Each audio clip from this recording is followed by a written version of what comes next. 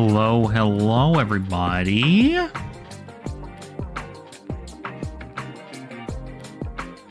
How are we all doing today?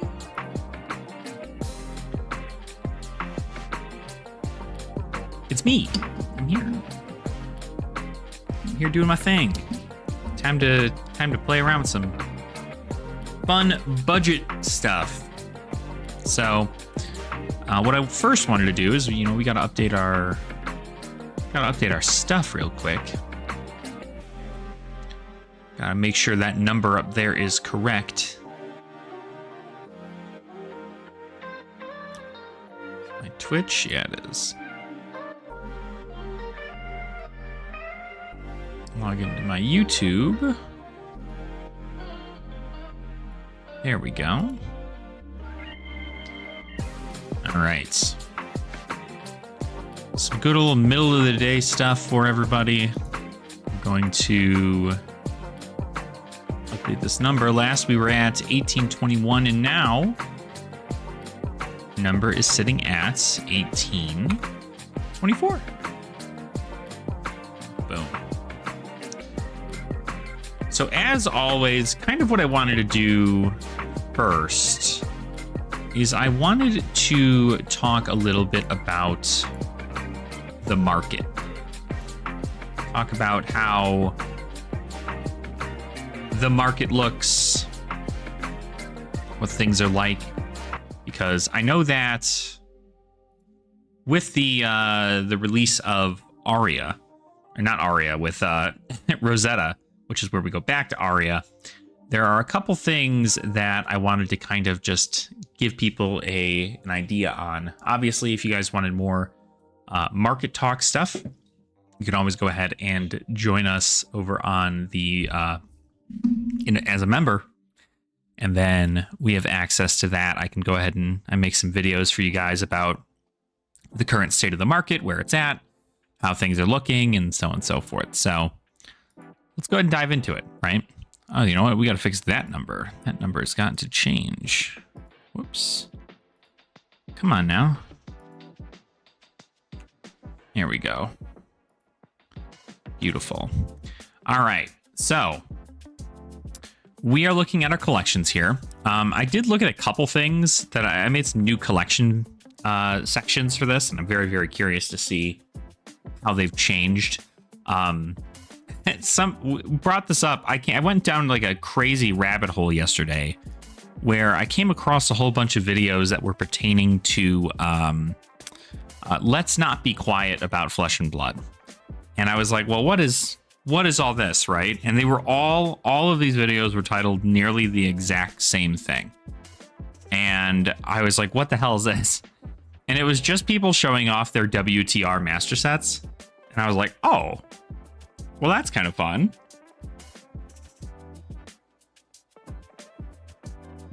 Talking a bit about the collectability of the game and what it's worth. And I mean, like, you can see from these numbers alone, I mean, like a first ed Welcome to Wraith master set as a market, on market right now. I mean, 26 grand is not a small number. You know what I mean? It's a lot. So, but these are just market prices, right? I believe this number skyrockets if you consider the amount of listings that are actually on TCG Player. So if you look at low pricing, this entire collection is actually looking more about $60,000. So quite a bit. Obviously, you've got a couple cards that are probably inflated for reasons outside of being like, the cold foils or anything. Some of them just had really, really low printings.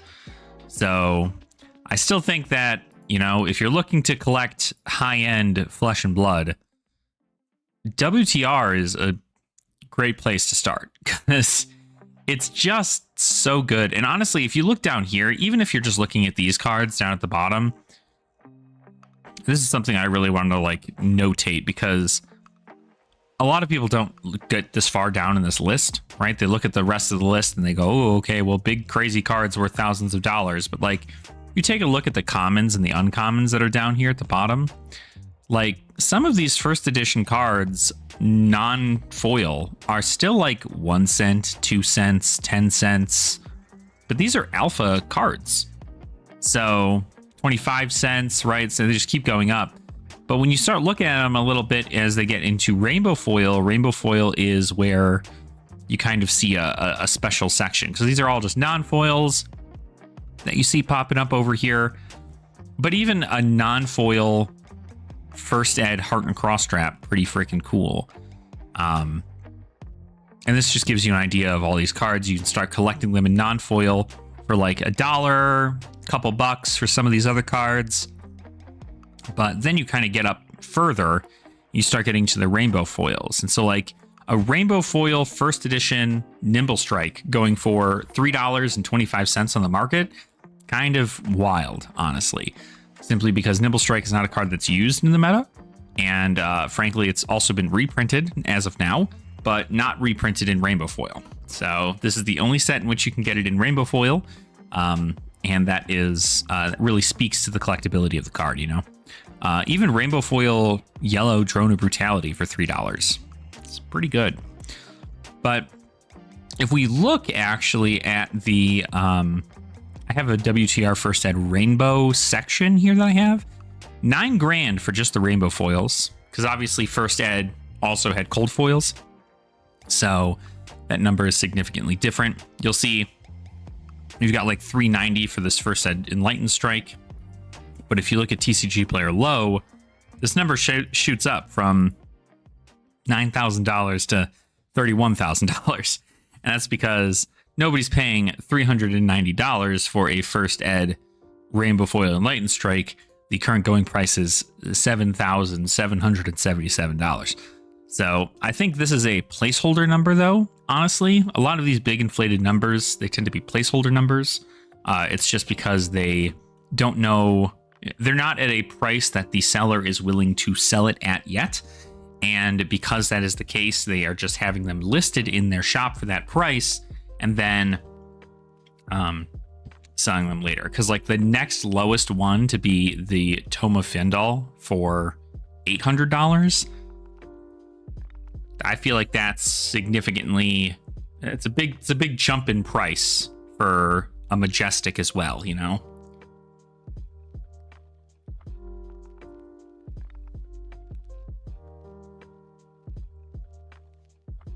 But Rainbow Foil First Eds, I mean, it's a great place to start. Even if you go all the way down here to the bottom, scroll all the way down here. So there we got Open the Center. Most expensive at $1.94. So about many of these commons, even though these commons are, you know, not normally played and they're not very great, there's not a lot of them on the market.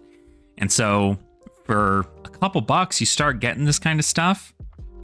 You end up getting a pretty awesome collection, even if it's just one of every copy. I mean, like I said, if you have one of every copy of these, you get even up to the ones that are like $10, right? Get into the rares and stuff like that. It's obviously once you start reaching Majestics a little bit more, like Last Ditch Effort, that's a super rare.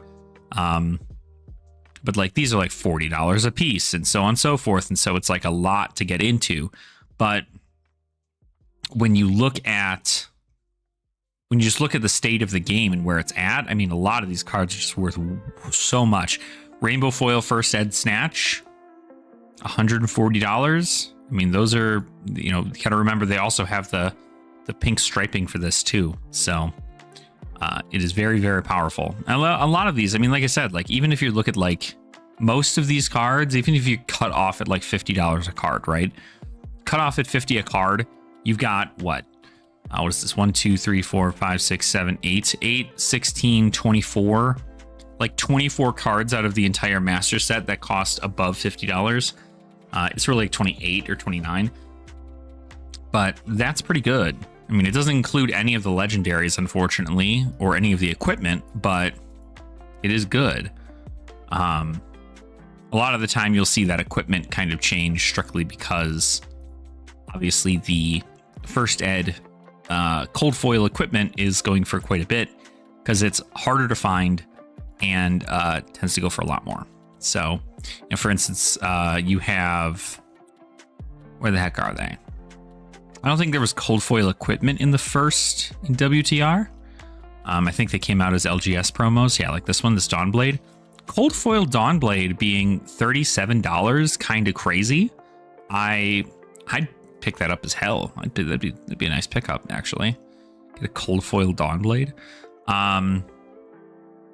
Cold foil Iris. A lot of these weapons are really, really cheap, as the market says they are. Again, if we go to the low pricing, though, we can see what they're actually going for. On the open market, the Gavel, it's a Judge promo, so it's going to be going for a lot more. The Crucible Claws right now are going for a lot because KO is hyped. And when KO LLs, nobody's going to be able to use these claws, so that's kind of unfortunate. Yeah, a lot of Crew, a lot of Dynasty, but even still, I mean, $65, $34, $24. A lot of these cold foil weapons go for like nothing. I mean, Dawnblade Resplendent came in the deck itself, as did Bone Basher for the classic battles deck. So that's very good. Hammer of Havenhold, again, is a guaranteed hit in the classic battle, or the Solarian Community College thing. And even these ones from heavy hitters, I mean, Mini Medax going for 39 cents. You've got the Celestial Fury, which is the one that most Prism players don't use. Celestial Fury coming in at about $1 for cold foil. This Dynasty cold foil Spider's Bite for $1.25 is pretty great. Beaming Blade for a freaking $1.94. This card is so cool. Comes in for +5. What is that? Yeah. The yellow card has been put into your hero's soul this turn. This gets +5. It's so good. 2 for 5. Beautiful. So a lot of these, even like a cold foil Dreadbore, it's crazy this card is $2.50 right now, because Dreadbore is getting really, really popular amongst Riptide players. And if you don't have a cold foil Dreadbore, you should pick one up, because it's $2.50.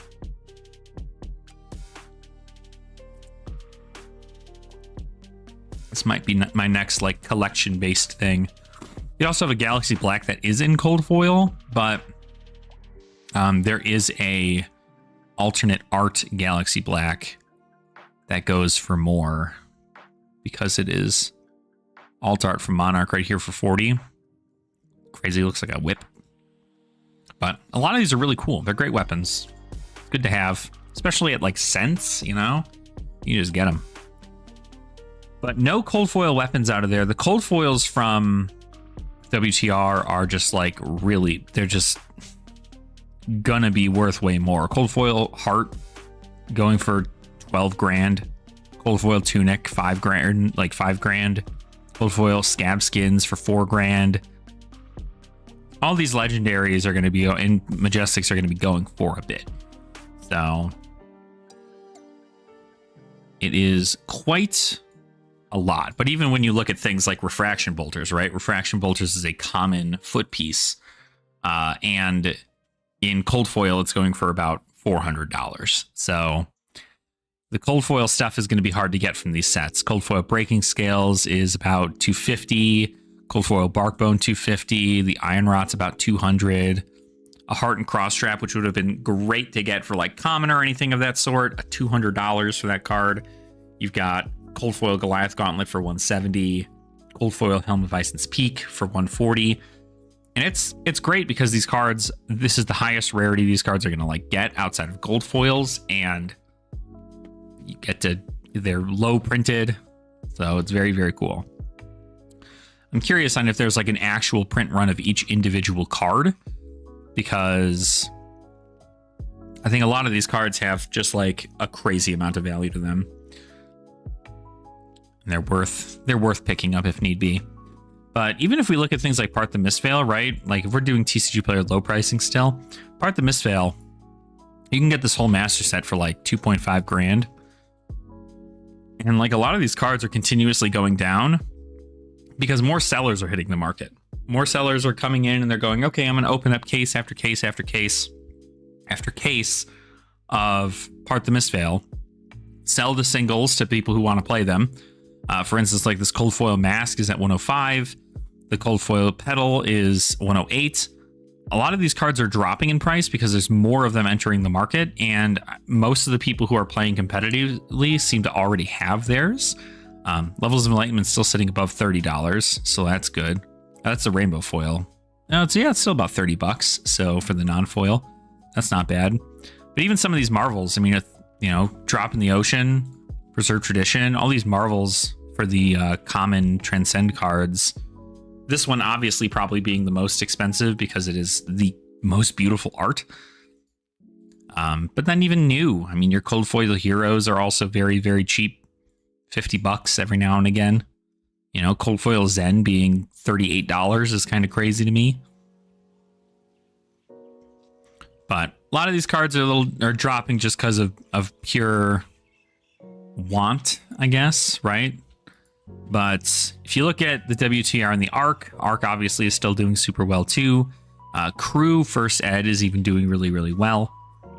$2,000. It's almost the same price to get this as a master set instead of Part the Mistveil. And that's kind of crazy considering cold foil Shiana, the rainbow foil extended art Twinning Blades. You have Tunic in here as well. You have tons of value. Tons of value in this set. And like all the cards are just like crazy good in rainbow foil, and it was still short printed enough to where people are like, yeah, it's kind of crazy. This blows my mind because Cracked Bauble came as a rainbow foil in Crew. What? Like, that's kind of insane that it is $9 currently for a card that is just a token. So, but even like looking at some of the lower ones here, if you're looking to get like a cheaper master set, Tales of Aria Unlimited still remains to be the cheapest master set on the market for TCG Player Low. You got Spellbound Creepers and New Horizons and Shock Charmers. This is probably what's carrying most of this set because they are just the 3 legendaries that are the most prevalent right now. New Horizons is just like the best Ranger headpiece unless you're playing Azalea. Spellbound Creepers is great for all the Rune Blades, and since we're getting 2 new Rune Blades that are coming out in September, they're going to be a pretty decent price, especially for even just for the rainbow foils. And then Shock Charmers is getting a reprint in the Japanese version of Rosetta, so that is assumed that it's going to be a relevant legendary to be used in Rosetta. The only thing is that Mask of Momentum was reprinted in the Japanese boxes for Part the Mistveil, but Zen doesn't use Mask of Momentum. So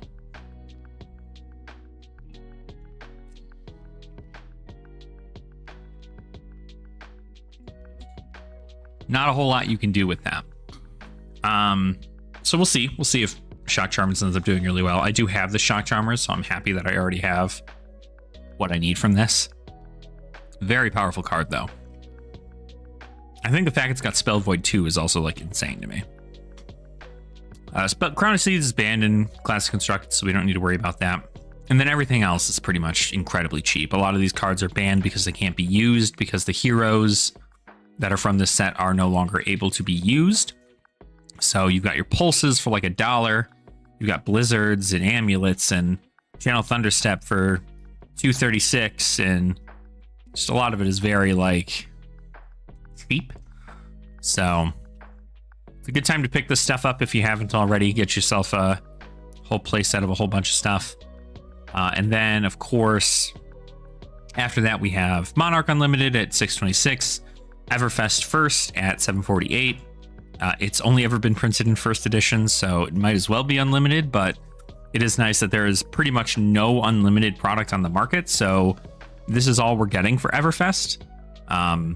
So instead of these guys being printed, that's always something I like to bring up, is that Everfest, because it's only been printed in first edition and not unlimited, it technically has less of a printing than most of these other products on the market. So if that's important to you, I suggest picking that up. Not to mention that like all the cards in here are just bangers. You got a bunch of extended art cards. You've got Swing Big, obviously super good for any brute really, but really good for KO right now. All these extended arts. You've got the cold foil Marvel Bravo that goes for $20. So that's cool to have if you like checking that out. And then even just like all the Majestics that come from here are just really, really good. Got a lot of specializations. Just nice. It's a good set. It's a good set to have. Yeah. So that's good. It looks like the Marvel Dragons are continuing to go down in price too. So this is the TCG player low pricing at the market. So if we look at the low pricing, I mean, most of these Marvels are going down pretty drastically. I'd say this is probably the lowest they're gonna get. So you're probably gonna see Yendurai, Asvali, Miragai, Thamai. I mean, all these dragons are probably going to be relevant at some point in the future. So there is the concept of these, and then of course the Ash Marvel is still going for $35 because it's just such a powerful token. So yeah, absolutely, Yama, absolutely, it's good. I think it's a great place. I mean, $91 for Tomultai, $84 for Dominia, and then I'm sure you're going to see new dragons appear. Maybe when we go back to Volcor and a new Draconic Illusionist is brought up.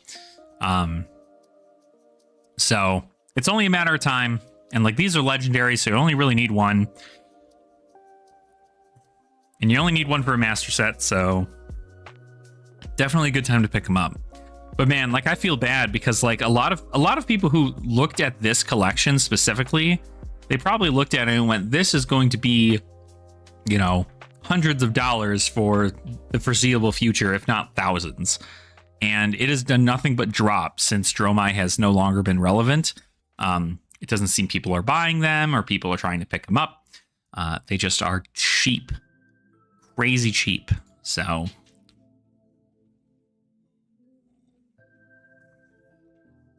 I don't know. Part of me wants to just buy a playset every like week. If I just buy a playset of these every week, what is this? $60 for these. You've got $45 for these. Oh no, absolutely, right? But that's exactly it though. That's how you make good money.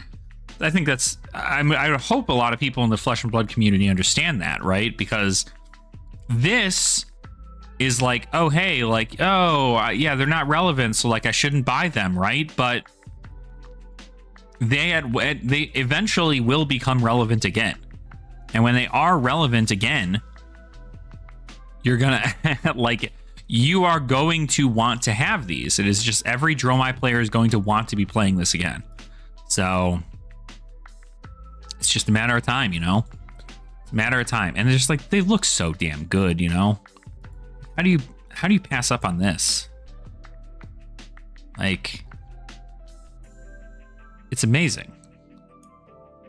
But you'll see, yeah, it was, you know, eventually at $100 and it's gone down significantly. You know, a year ago, it spiked up to near like 200. And then it's just constantly gone down over time. But I think they're great pickups. If you don't have them already, I need them for my master set, so I'm probably going to be, once my deck for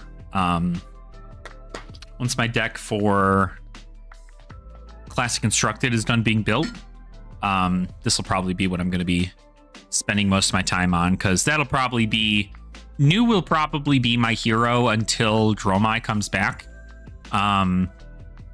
unless one of these Rune Blades just like catch my eye. And it probably is going to be Florian, because I don't really like I don't know. I'm not in love with the character design of Aurora, but I think her weapon looks really cool. So if anything, I'm more probably tuning towards those wizards. I think the wizards are going to be a nice change of pace.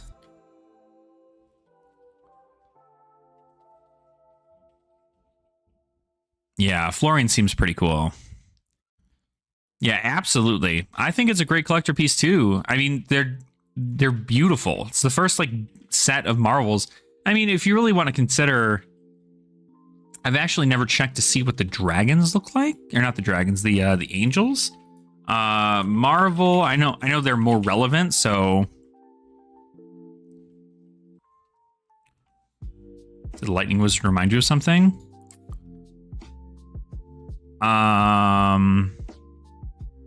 Specifically? I mean, it's kind of like playing you don't really have like Greatsword Elementalist. You have what's the hell the name of that freaking oh no, Aurora, that's right.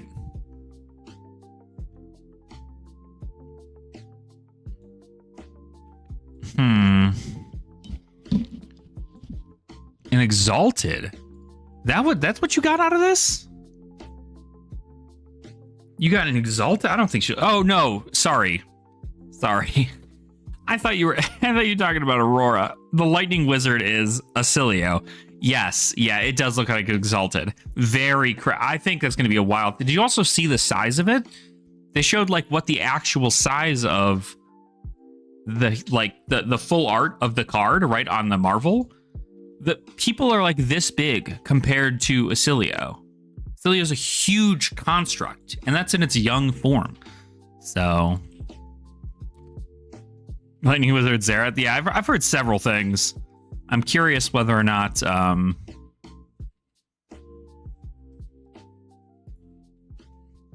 yeah, if you look down all the way at the bottom of the Marvel here, hold on.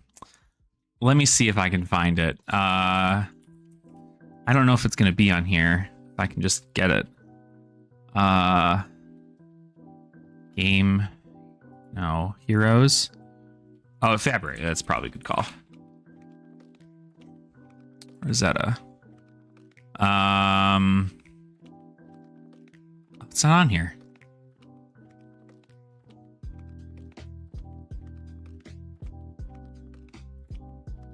Oh, it is on the rip?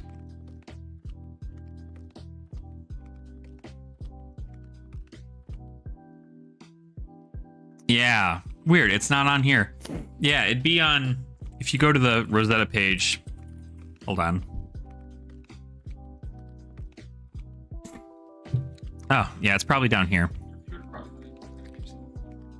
No, I'm muting my mic. Thank you, demons. Where the hell is this bitch? Where are you? There you are. Yeah, so yeah, you can see right down there.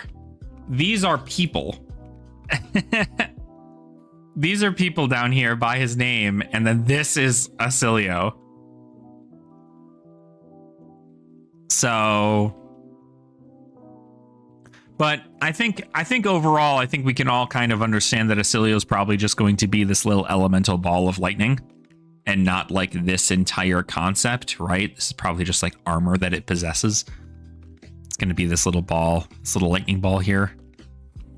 But this is also very curious because like, I can't tell you that when I look at this picture, it's immediately like, what kind of lore concept of Aria is there to where there's like a secret vault of something that is being like protected by a giant like construct? Because you have to be like searching for something. This has to be like a guardian to a powerful object or something, and not like just some guy who's hanging out in a building. You know what I mean? Like, Acilio probably doesn't go out and just like spend time with their friends. Acilio is probably here, like the big deal. Yeah, the ancients say probably. I would imagine. I forgot what the ancient, because I mean the ancients are the people. It's like the gods on like Art of War and E-Strike and Lumina Lance, right?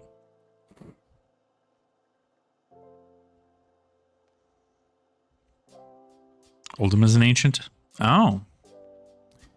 I don't think he is he? I don't know, let's see. Oldhim is one of the ancients. Is Oldhim big? Did we just not realize how big Oldhim is? Mighty shield bearer of the Olin, powerful defenders that stood alongside the ancients against the old one. Oh, the old ones are the guys that are in the sky, right?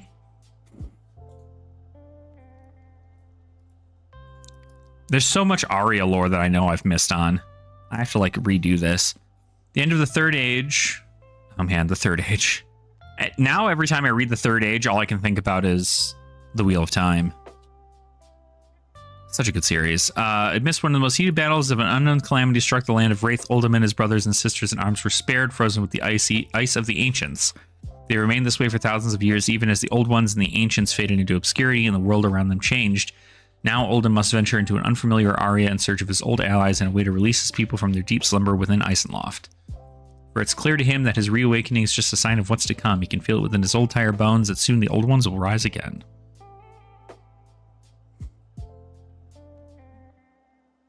This round's on me? Okay. Yeah, Arya seems really sick for the lore. Third Age goes to Lord of the Rings. I haven't seen Lord of the Rings enough to remember what age they're in.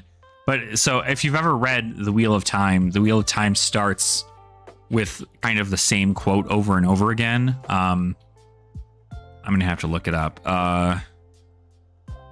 Wheel of Time intro quote.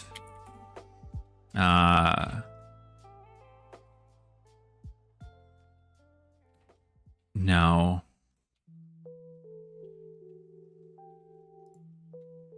Yeah, the Wheel of Time turns and ages come to pass, leaving memories that become legend, legend faded to myth, and even myth is long forgotten when the age that gave it birth comes again. In one age, called the Third Age by some, an age yet to come, an age long past, a wind rose in the mountains of mist. So, it is the Third Age? Okay. And yeah, so every single book of the Wheel of Time series starts with that quote, but like the location at the end of that quote is different because it changes as the game or as the story goes on. What did you tell me to look at? Freaking this round's on me. This round's on me. Cheers to the good times with good friends. Oh. Yeah. Oh, he is a big guy, isn't he? I mean, he's big, but he's certainly not as big as Azilio.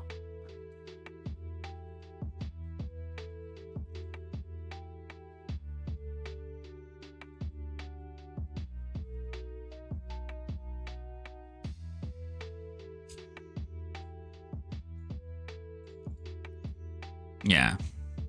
Big normal dude. Big normal guy. But I guess I don't recall too much about the ancients. I guess I didn't look too much into this lore. Ash and smoke fill lungs, the stench of death weigh upon our every step, and the old ones drew ever near. Oh, for sure. He's definitely large.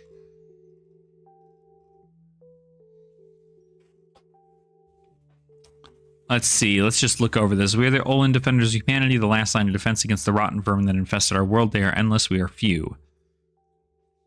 The ancients' powers were vast, but raw and untamed, and they brought with them many a terrible calamity. But with love they held us in the palm of their hands, and a time formed a covenant with the likes of man. Their powers coursing through our veins, we held the line as the days blended into weeks into the drone of eternity. Till one day, this art is just so crazy. Yeah, he's an Olin. The ancients are something that he's doing. On my nightstand. You didn't tell me that. I told you and Lauren that. Well, then go in my room and grab my dragon that's on my desk. It's on her nightstand. God damn it. Unless she moved it. I'm using it. I'm having it protect me at night while I sleep. Brandon, God. So insensitive. What in the fuck? Yeah, because like these guys are like the old ones or the ancients or something. These art like this. Yeah, this, I mean, it's nice. It's very like, I don't know, it's rough, but still very like telling of a tale, you know? Mountains became valleys, forests turned into deserts of flourishing plains once more, and the stories of the Third Age become a distant memory. And as the pendulum of time swings, the tendrils of the old ones will envelop the land of Wraith once more. So yeah, these are the old ones. Upon this lovely mountain pass that had remained unchained for aeons, a faint shuffle and crack was heard, and then the scraping of metal and ice as a mighty mountain of man stirred from this frozen slumber. He fought alongside the ancients and held the line. Oh, for sure. For sure. Anytime anything is called an old one, right? With like an unknowing amount of time. The old ones are probably Ursa Blastman. I don't think so. Are the old ones from Aerithel? I thought those were like just demons.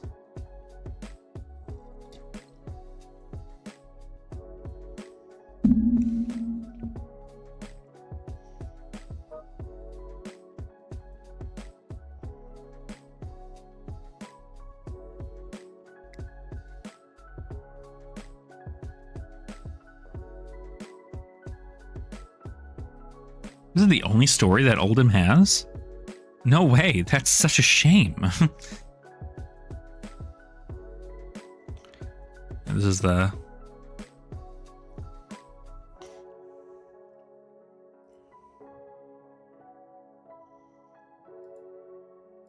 Well, yeah, anyway. Short somewhere. Oh, did Dead Summer do it? Yeah, I have to read deeper into it because I don't even know anything about the Rosetta either. Because this is something I definitely did not look into. I was like Narcissus.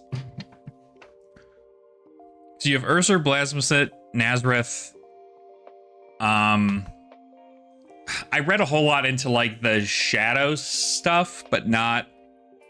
I also know that like Oldhim fought with everybody against the shadow during Dusk Till Dawn. But I don't recall him, one, ever speaking, or two, talking about being like, these are the minions of the old ones. Because then it'd been like, okay, that calls it, right? But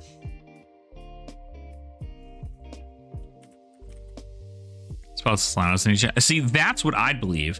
There was a theory going on that I was like really jazzed about when people were like, oh, because I think Sol is an ancient, because the whole thing that people were just like, oh, it's the, light versus dark, and light has to prevail over the shadow, and like the Demonastery's original beef was just like, hey, we just want to be able to like study shit that nobody else is going to allow us to study because it's harmful or whatever.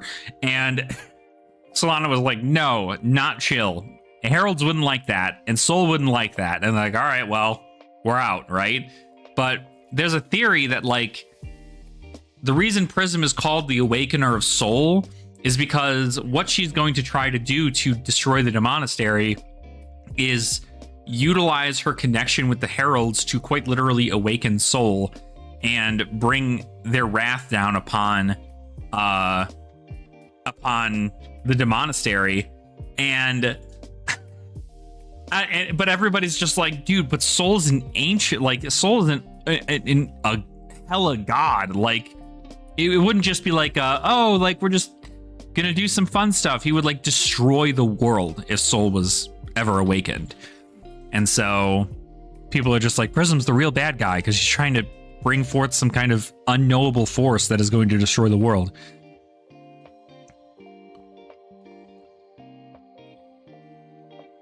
Intricate of Acer and Acer of the North Sword. Well, the Emperor hella dead. I don't think he would have been an old one. Or an ancient.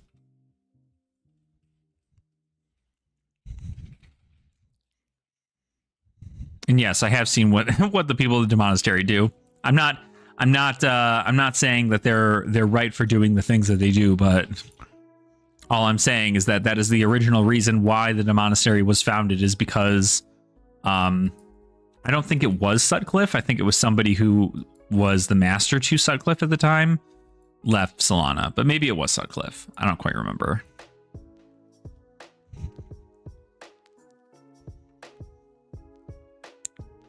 I knew that. I knew that about Arya, that there was a veil and the veil ended up being lifted because nobody was able to enter Arya for forever.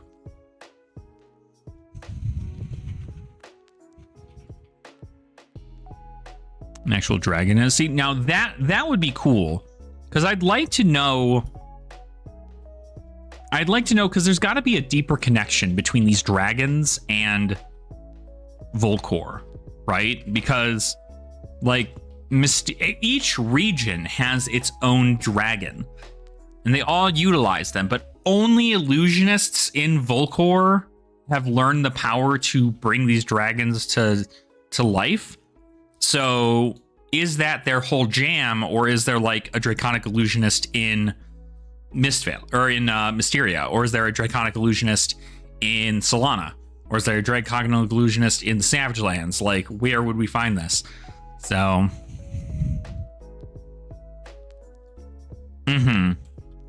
I mean, I liked hearing about the war between the Drakai and the Volkai, right? Yeah, the Drakai and the Volkai.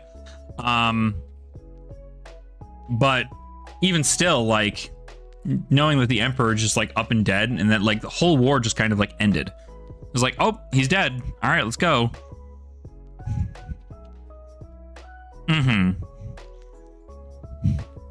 Yeah, I certainly hope that over time we end up getting more and more about it.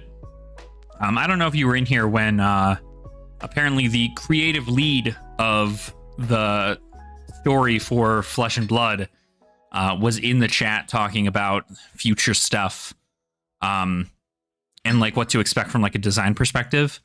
And I was really, really happy about that, because they're looking to, at least like assumedly, right? Obviously, I don't have this information to a T, nor has it been officially confirmed. Yeah, they were in here. And they came in and they were like, theoretically, what they're thinking about doing is, instead of making it like, you know, they're going to make these small little stories, but they want to really just kind of create a lore book that is like an actual, I mean, like a thick lore book that's more to go off of. Because even the original lore book is very like shallow details about things, and they could have, you know, made that happen. But yeah, I know it was, trust me, it was weird, Yama. It was weird. They came in and it's just literally it was LSS underscore and then whatever their username was, I can't remember off the top of my head, something to do with like tea, bubble tea or something. But it was just so weird, because I was just like, do you actually work for LSS? And he's like, well, I mean, like, technically I do, but I'm not like corporate, so like, don't worry about it. You're not like under fire or whatever. And I'm like, oh god, thanks. Like, why is he dead? Who hired Arachne? How the fuck did they find it? Well, I'd imagine what happened is that, like, the who hired Arachne part, I'm assuming obviously somebody with connections in the pits. But obviously, if the Emperor was going to eventually meet with Shiana, and Shiana was going to go, hey, can you help us with our front over on Solana? Like, that probably would be really, really good for them with the entirety of the army of the Volkai. But yeah, so it's either from the pits or from the Demonastery, but the Demonastery also, if I recall correctly, has a connection to the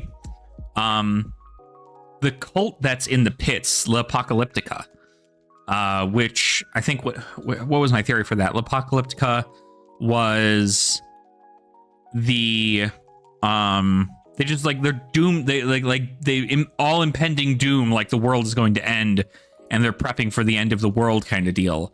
Yeah, doomsday cult. And so very like, you know, that's where like all this looming doom stuff came from. And so there's a lot. So I'd imagine L'Apocalyptica probably was like, well, we need the end of the world to happen, and the end of the world will happen if the Demonastery wins to bring about the end of days. So we need you, Arachne, to go assassinate the Emperor of the Drakai. And I'm assuming that's how that went down. But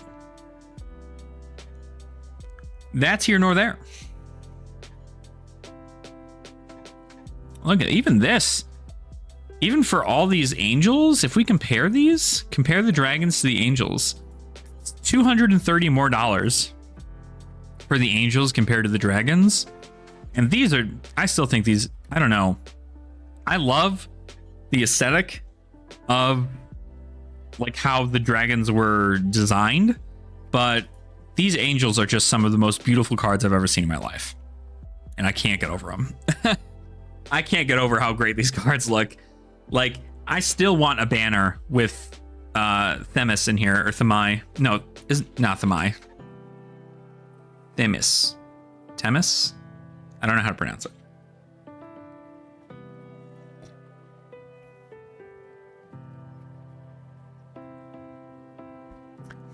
I mean, it probably does, but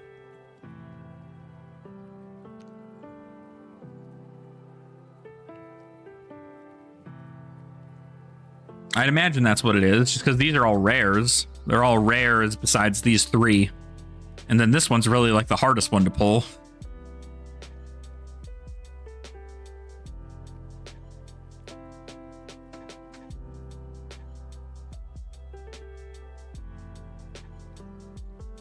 Yeah, it's just crazy how pretty these are. And I think even like once a month, I could probably just like buy one of these. Got all of them except for Dominion. There you go. Dominion's $85.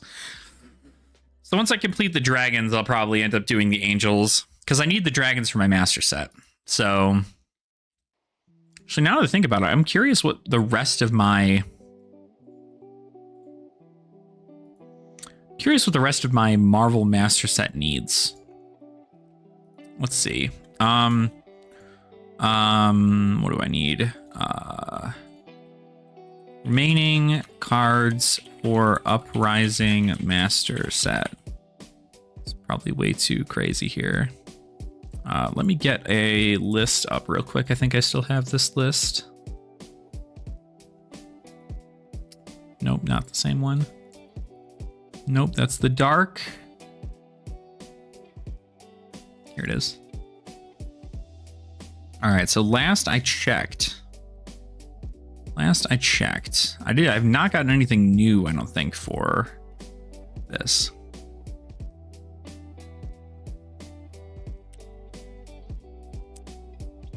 Including Marvel, I should. Got a newish player recently who was looking for marbles and apparently had 10 spares. My God, Yama, that's so much. But you sent one of those spares over my way. Goodness gracious. So I need a Blood of the Drakai. I need it in cold foil. I then also need a Flame Scale Furnace. Cold foil. You pay, I ship. I might take you up on it. If you can get me a good deal on it. Crown of Providence. It is crazy. Last time I made this list, I wrote down everything I needed for it. And then the price at the time of it. Crown of Providence cold foil was going for $250. Now it's going for $150. That's kind of insane. Ghostly Touch.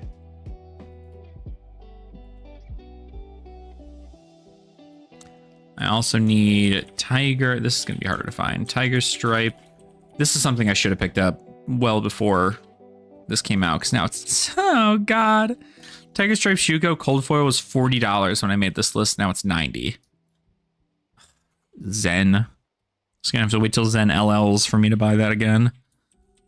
Luvian Constellas.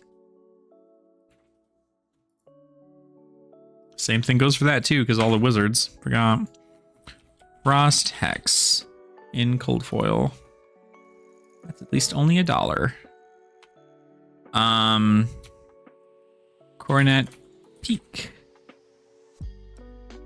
Cold foil, $18. $18 cold foil. Let's go.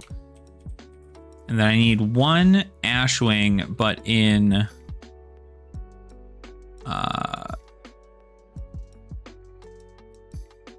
cold foil.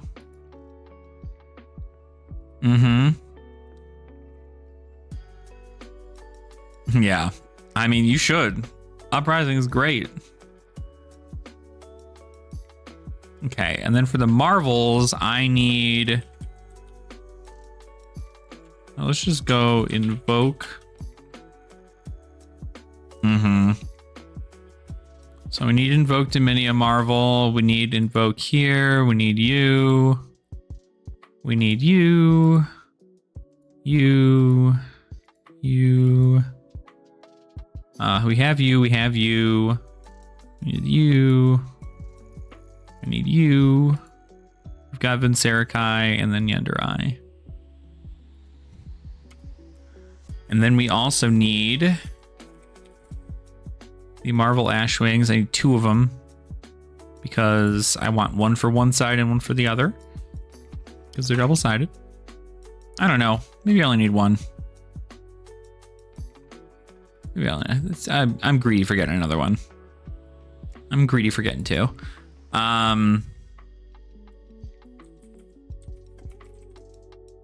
Whoops, spelled flame wrong. Spelled Phoenix wrong too. $15. That doesn't change it a whole lot. Then Icelander.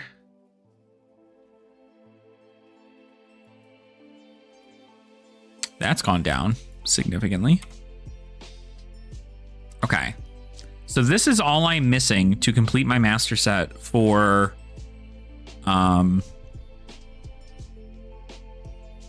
this is all I'm missing.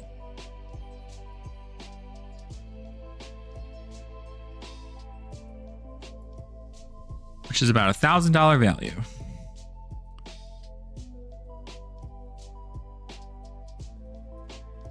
This card can go down still. This card's probably the cheapest it's ever going to get at $85.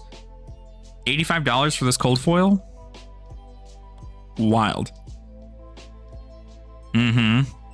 I would if I were you. I realize I'm not looking. You're not looking at this.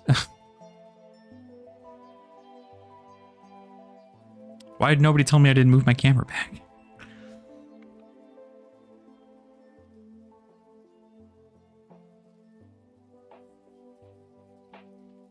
But yeah.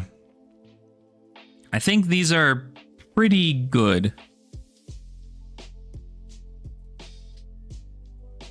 Because even still, if you just look at the actual collection for Uprising, it's still quite a bit. I mean, you still have like $1,000 in value on TCG Player Low, and then like $1,500 on like market pricing. But this is the rest of what I need. I need to get this Frost Hex, another Ashwing, and Cold Foil. I actually probably don't need to get another one if I'm going to skip on getting another one for this. So I can probably cut that. All these dragons, super cheap. Phoenix Flame and Coronet Peak, also incredibly cheap. Ghostly Touch, cheap. This Ashwing's still kind of expensive. And then Alluvian Constellus and Tiger Stripe Shuko are way inflated right now. So not even going to think about that. These dragons, great pickups. This is still what confuses me. How in the world is Blood of the Drakai in cold foil going for that much money?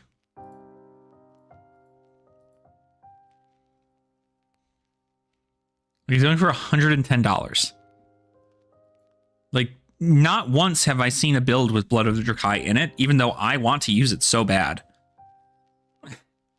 It's pretty. Yeah, you know what else is pretty? Look at this. It's freaking... This Mistcloak Gully is also super pretty. I guess it's $120. Don't forget what I said. Don't talk to me. What's the other one? There's one of them that's like super cheap. Freaking Corsham is cheap. What the hell is it? First Ed Aria. Corsham's $85.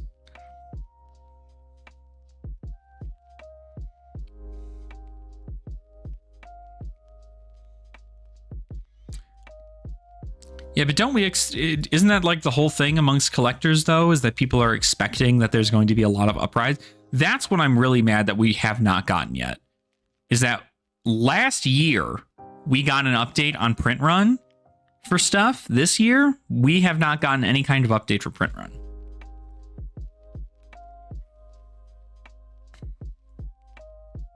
Because let me tell you, if we woke up tomorrow, good numbers, they probably won't. Why wouldn't they? They've been transparent about everything else. They didn't say they're going to stop being transparent about it.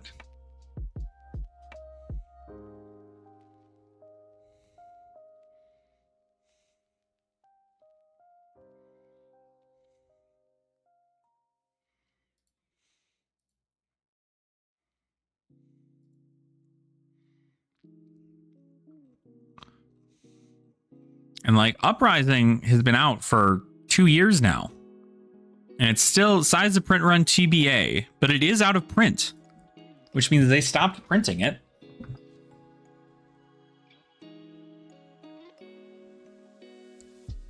So Uprising is out of print. That's it.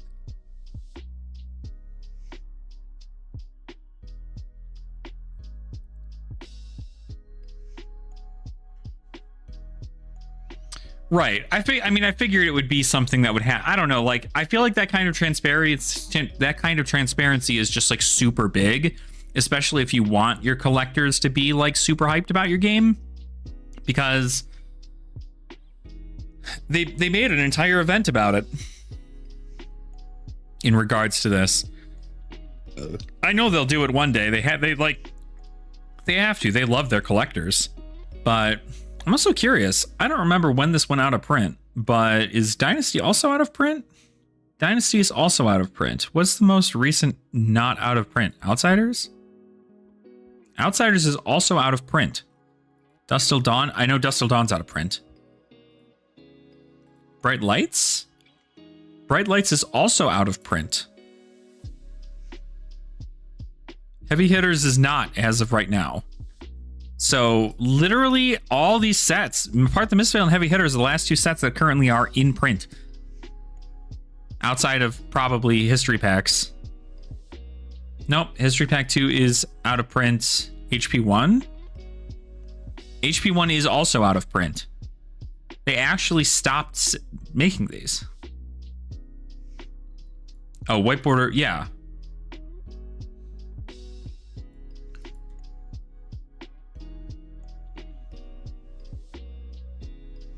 This is crazy too. HP2 is out of print. History Pack 2 is out of print. Out of print, yes. Size of print run to be announced.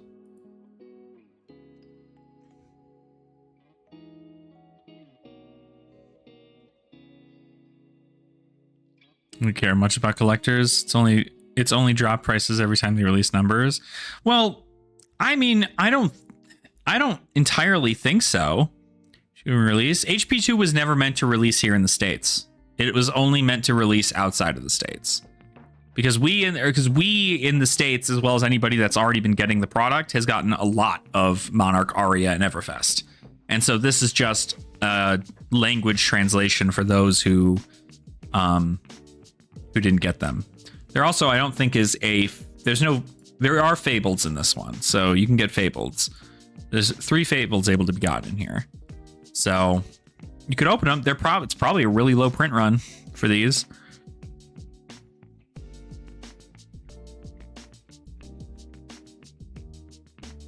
So yeah, so only the 2 that are in print right now are Heavy Hitters and Part the Misfile. And soon to be Rosetta. But I think print numbers are going to be something that are going to be very, very important, because the thing is that the product is, from what we know about Fab 2.0, is that the product that is printed demand. And so they will print it as long as people want it to demand, until eventually it becomes out of print. Like, it does not matter for them to print it anymore. And so if there's a lot of hype around it, it's great. But like Bright Lights also being out of print already, like, this is kind of crazy that Bright Lights is out of print already, because I'm wondering if it just like didn't do very well to the point where they were like, yeah, we don't really plan to do much with it.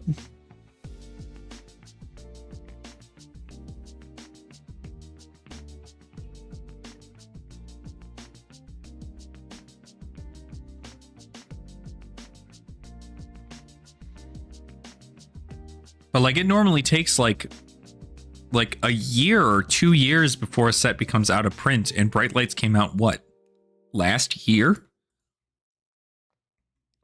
When did it come out? August 2023? Literally last year?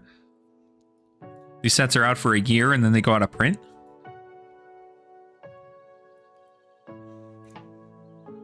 It's a pretty low lifespan.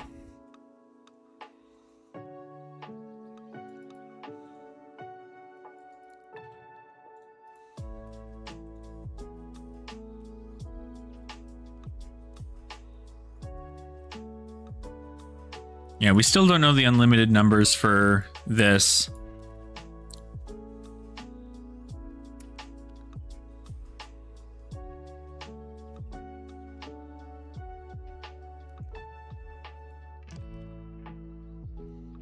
But I definitely think they care about collectors. So it's not going to be something they hide. Because they wouldn't keep making collectible pieces in the game if it weren't for the fact that they like their collectors.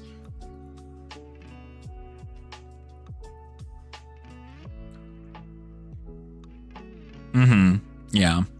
Yeah, no English release for... There wasn't even a scheduled English release for History Pack 2.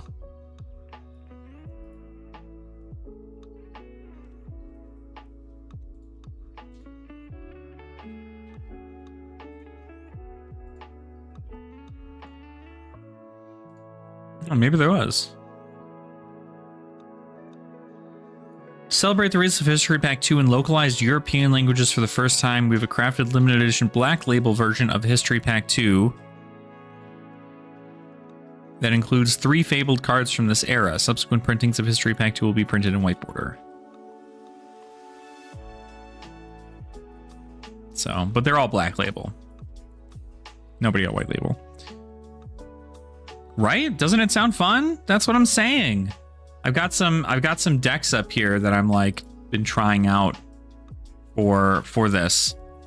I was thinking about, for those of you just joining, right? We obviously went on a huge rant about collections, but I did want to end up talking about Clash-ic Constructed, which is just our same take on Clash, except we put as far as like rarities of cards go, but we put them into a classic constructed deck. So you can have like 80 cards and you can play the whole thing. And I think it's a very fun thing to do, it looks like. So I made like a Zen deck. I made a Starvo deck. You guys would have to check out my Starvo deck to see if it's actually good, because I don't think it is, but I made a Starvo deck. So all these cards available to play. But of course we didn't put in any of the Majestics except for the specializations and the weapons. The only thing that adult classic constructed, the reason I'm fine with like adult Clash is because the only thing you technically lose out of this is your mentor, and like mentors don't really see a lot of play in Clash. I don't tend to use them. I don't think they really have a whole huge use. They're not like winning me games. But I don't know. But I think this is a pretty fun thing here.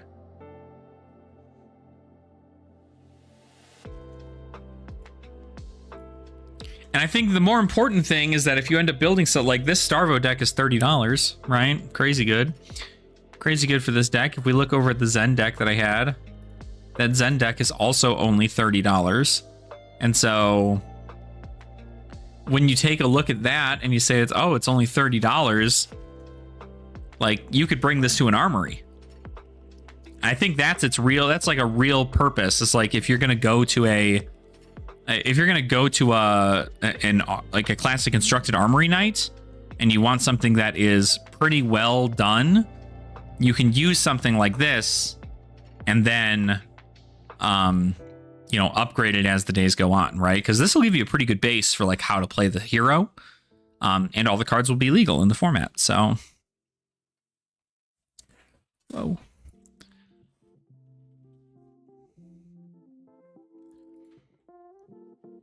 So I think it's kind of fine. What's another deck that would do very well in adult? What heroes do we have here? Let's look at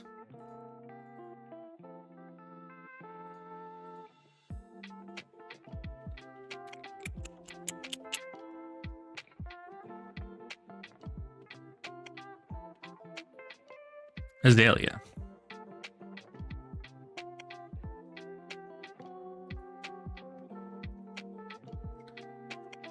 Azalea CC Clash deck.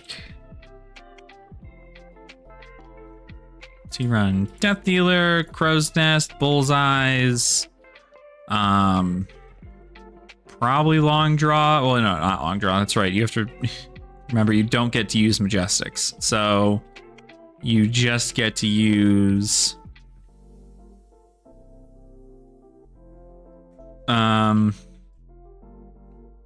what do we run here? Honing Hood?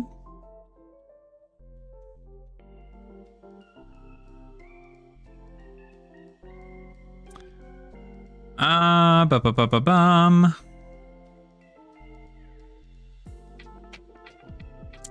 What is another? Because you can play like, I don't know. Let's just assume Honing Hood's the move. So Hood, arms. We need legs. Obviously, we're probably gonna play like Snap, Dragon Scalers, and then need something for chest. Blossom of Spring.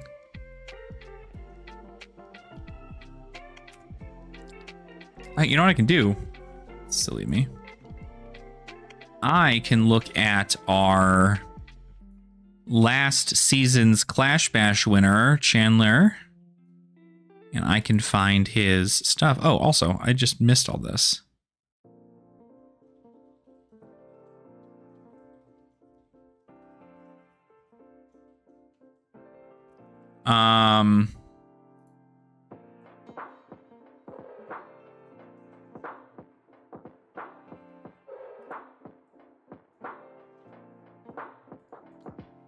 This is not the form. It's not the form I want. Hold on. I gotta find it. Hold. This one. Oh, also I'm doing my game with Theo today, so to get excited for that. He's on Icelander. I don't know whether or not they're actually going to play Icelander, but I'm curious how the deck I've chosen is going to go up against them. Heavy top 8. There we go. Look up Row Azalea. Boom. So this is their Azalea build.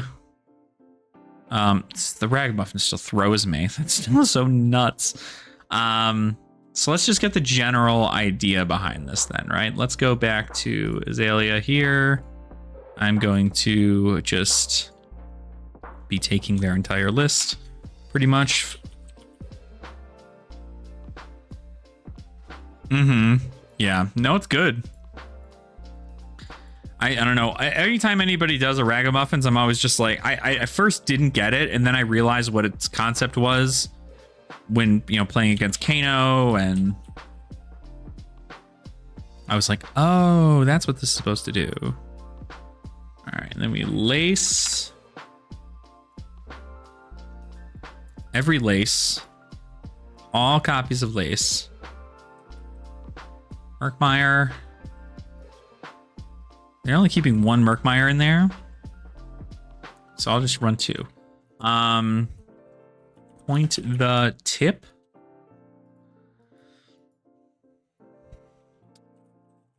Oops.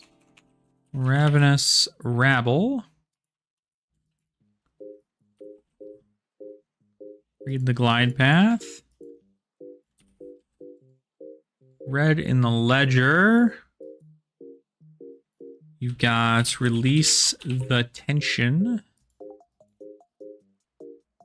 Scout. The Periphery.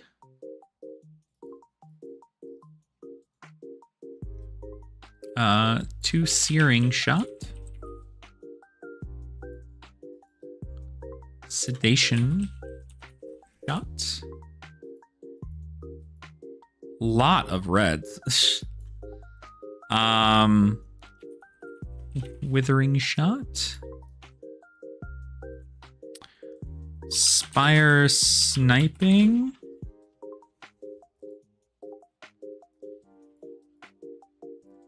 Good for checking the top. Headshot, blue. Knock. Death Whistle. And then Ridge Rider shots. So overall, we could probably cut like a thing and technically make this a 60 deck. We do have some sideboard stuff we can throw in there too, obviously. But even if we look at this, like, what do they use for the main board? They use deep blue instead of this, which actually is probably better. Deep blue. I like deep blue so much. This is actually the first chess piece I ever used for Dromai was deep blue. And it worked wonders. Oops. Ragamuffins hats. Okay. So yeah, so we do that, and then let's just like look at what a hand looks like here, right? So this is pretty much our hand. We get to, you know, lace. Also, I don't know why this happens now, because we have no, like it doesn't show the weapon anymore. It just shows the hero. I'm not sure why that is, but you can go ahead and you can Ridge Rider shot, put or play what's its face, draw a card, or put a infecting shot down there, draw a card, play lace with inertia, shoot infecting shot, or pump it again, or whatever card you draw. And you can infecting shot for like freaking 11 or something. You can blind Azalea. That would have been a searing shot off the top. That would have been crazy. And also, mind you, this entire deck, $10. That's pretty good. That's pretty good.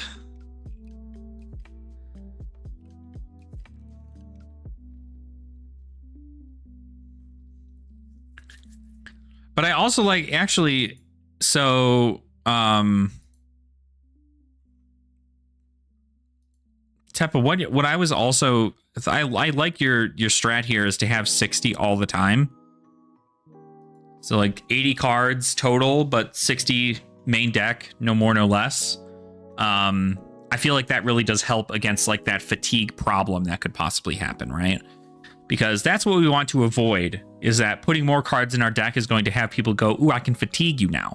And while theoretically that is a capable thing you can still do, you know, if you just swing Winter's Wail for 4 on hit Frostbite and you just constantly do that over and over and over again, like eventually you're in a feels bad situation, but it happens significantly less, you know, the more you do in your game, right? So if they just swing Hammer for 4, you take a Frostbite, you come in for 12, and they just block efficiently, like you might still get a lot of these arrows off. So it's not bad. What would I drop in this situation here? Maybe I'd drop a...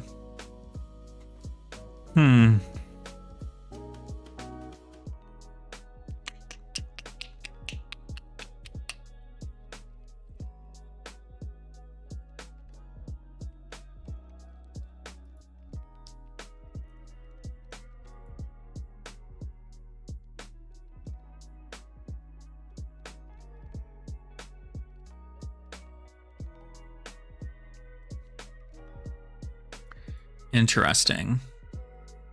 I don't know what I'd like sideboard for this, but I mean, the hands look good, right? Like knock, search your deck for an arrow card, reveal it, put it in your hand, or shuffle your deck, put it on top of your deck, reload, go again. So you play knock, You get a red in the ledger. You play. You put the sedation shot in the arsenal. You play point the tip. You play release the tension, and then. Wait a minute. Does red in the ledger cost 1? How much does this cost? I've never played Azalea before. It does cost 1. Well, I can't do that then. I can only play one of them.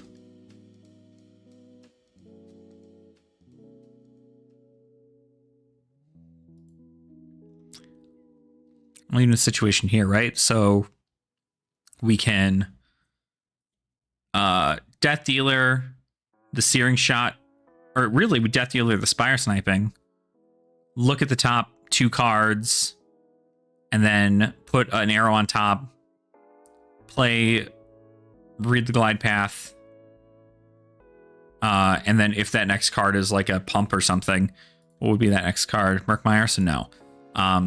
We look at these next cards, we could probably even put like Headshot down there because it comes in face up, right?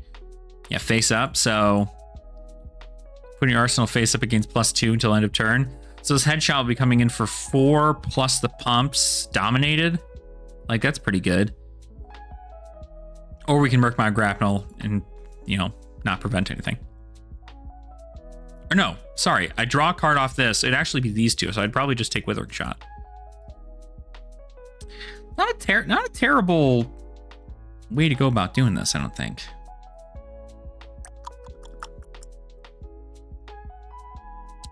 So I think it'd be a very fun situation to do. And then it would add like a bunch of other things that you can change out, right? So like you can change out this for like an aim counter maneuver, or maybe you're trying to do something else. Let's see. What else do we have at Rarity R? At Rare, we have things like Death Touch. We load an arrow, right?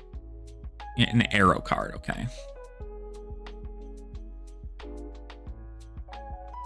So we don't want Death Touch. We can put Bolton Shots. We can put Bolton Shots in there. We also have access to like Drill Shots for armor specific heroes. Huh.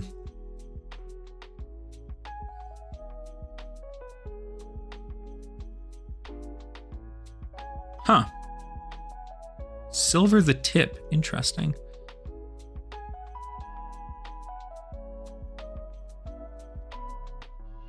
Try like Toxicity. You can try putting traps in there maybe. Like a more trap-based kind of deal.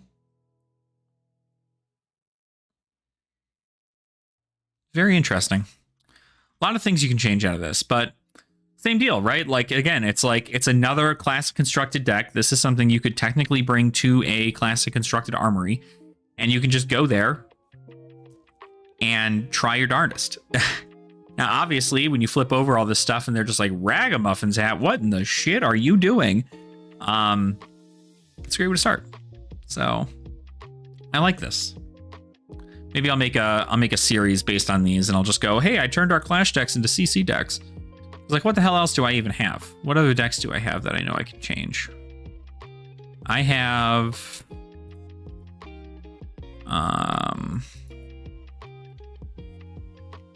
my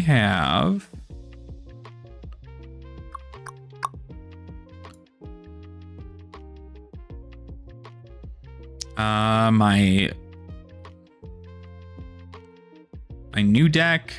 Oh, my Dash deck. I can change my Dash deck in there too. So I can even do something with Dash. So I can create Dash CC Clash deck. And so we're probably going to play Plasma Barrel Shot.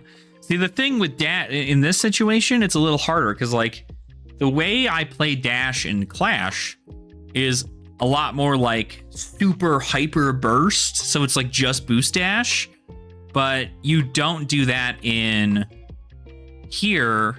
But I guess you do. Yeah, I think you'd have to play Hanabi. You'd just be playing boost dash like nobody's business, right?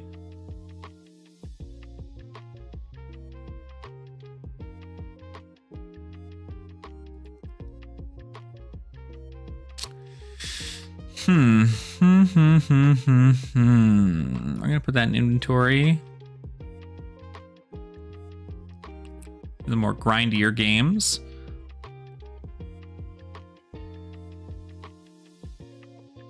No stall available. Yeah, you don't really have access to much of it. In regards to this, let's do rarity R. Get all the good cards out of the way first. I might just make it exactly like I have it in the other one, which is just like you can't block with armor. So we're gonna do.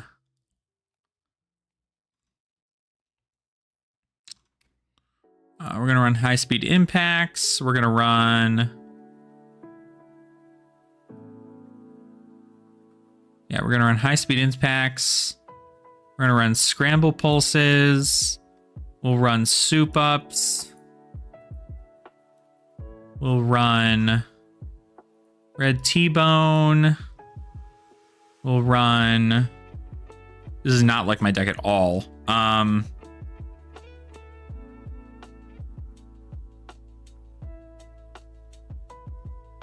What else are we running? Pen script. Really, I'm probably just gonna run like 2 of these. Do I run Rainbow Scramble? No. Yeah, Panel Beater. Those are all, I have it set to rares right now, so I'm going to be getting those in there in a sec.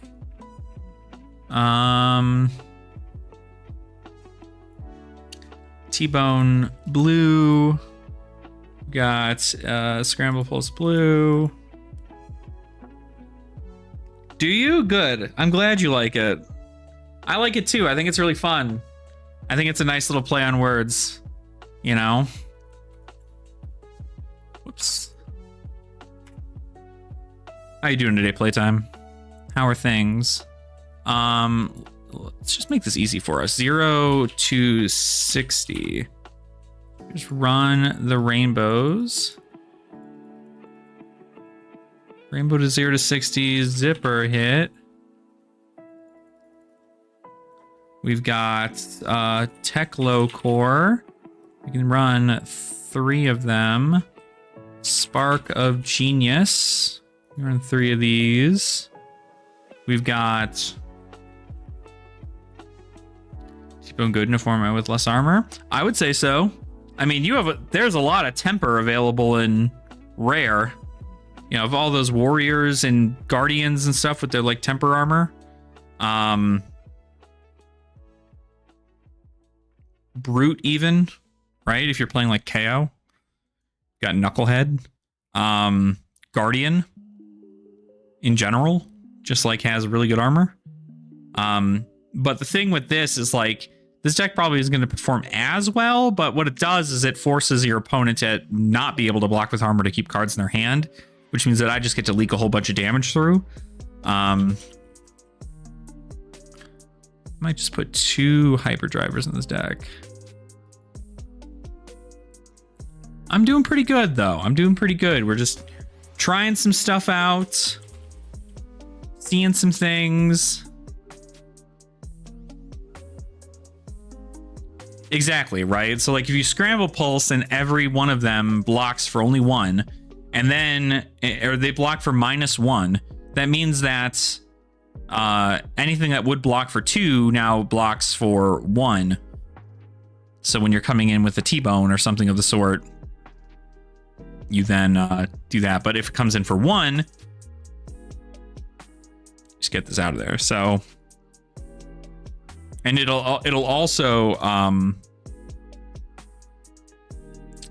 where's Scramble Pulse? There you are. Equipment of -1 defense when defending this combat chain. Now, I don't think that destroys it. I think it does, actually.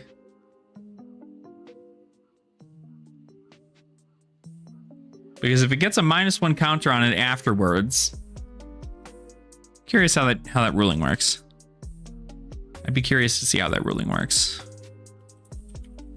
Payload.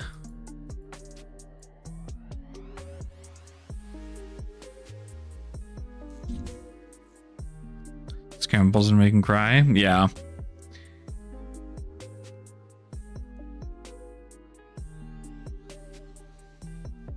That would be a feels bad after all.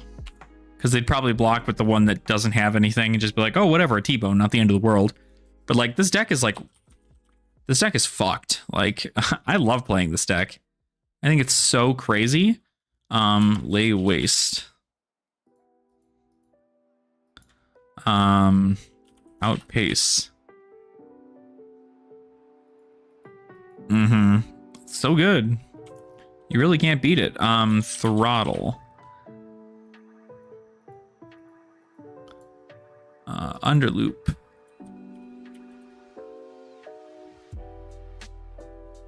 I think that's everything. No.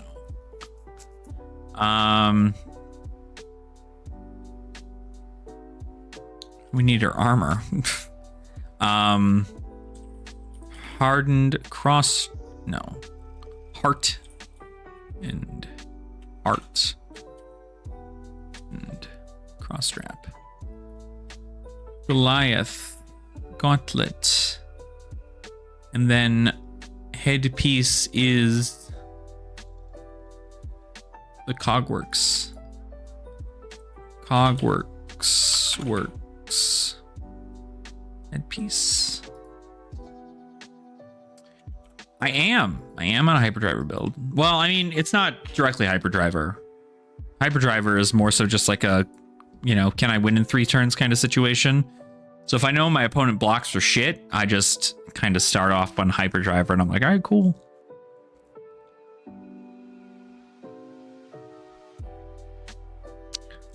Soup up is good, but I don't know if it's, I don't think I have enough items for this to matter. But a 0 for 4 to end my turn is pretty good. But if I had to cut, right? If I had to cut cards.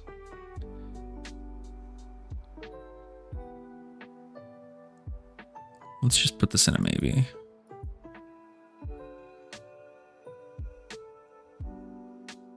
Yeah, Jumpstart's pretty good.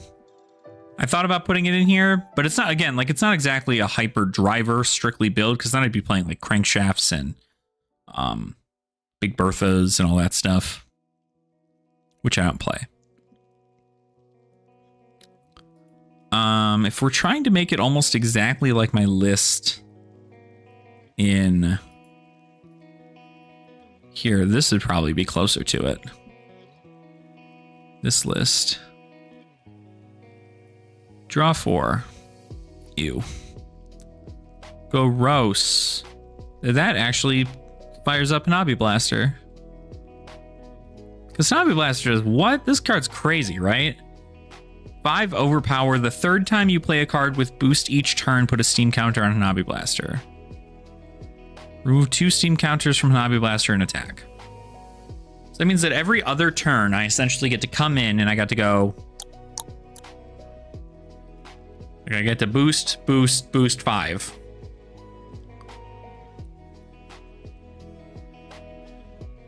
Yeah. I don't know what I take out for it though. Underloop? Maybe? Because I mean, I like Jumpstart.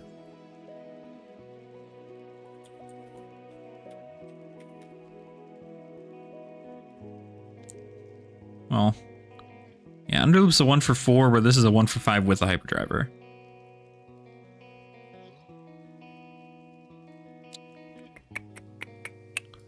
Hobby Blast just a trap. Well, okay, so what we're doing here, we're playing it in. This is going to be like Clash, right? But in a longer build. So if this is very boost centric, it sounds like it's probably more worth it. Unless it's just like you just get insane fucking value off of pistol. Like if I just load pistol and shoot.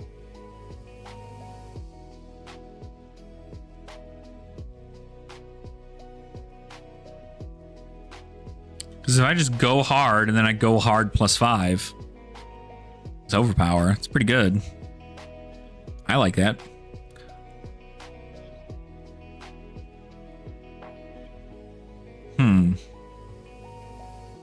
Could take out high speed impact maybe?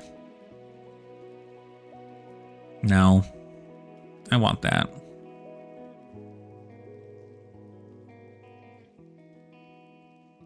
Lay waste is just good. I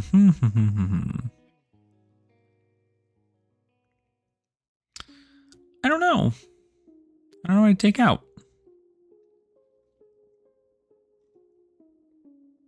Could probably just end up being Underloop. But Underloop keeps stuff in my deck, which is kind of nice. So we draw 4 here. What do we got?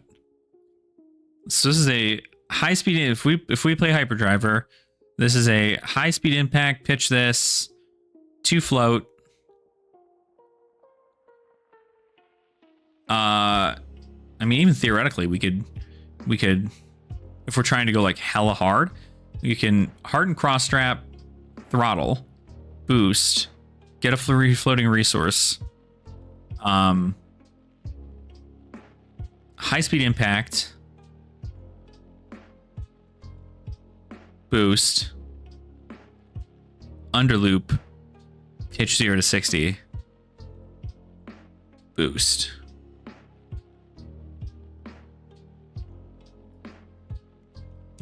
Oh, that's right, because I need to boost 3 times. So if I boost, end, as opposed to boost, or boost, end.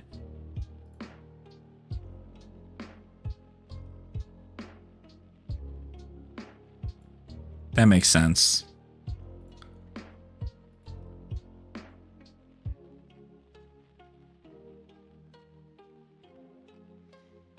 Yeah. Yeah, it's definitely a limit on equipment, so I don't know. I mean, like, I have it in the inventory, so theoretically it's not like I couldn't just like try it, but because like 1 for 2 is not terrible.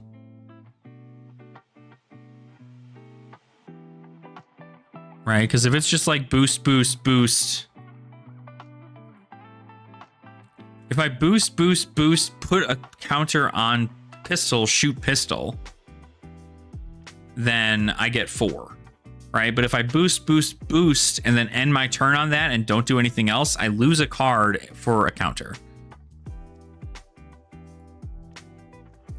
Like, I'm essentially utilizing 2 cards from my deck at a base value of 3 for 5 overpower. Which can be blocked out pretty comfortably with a D-React.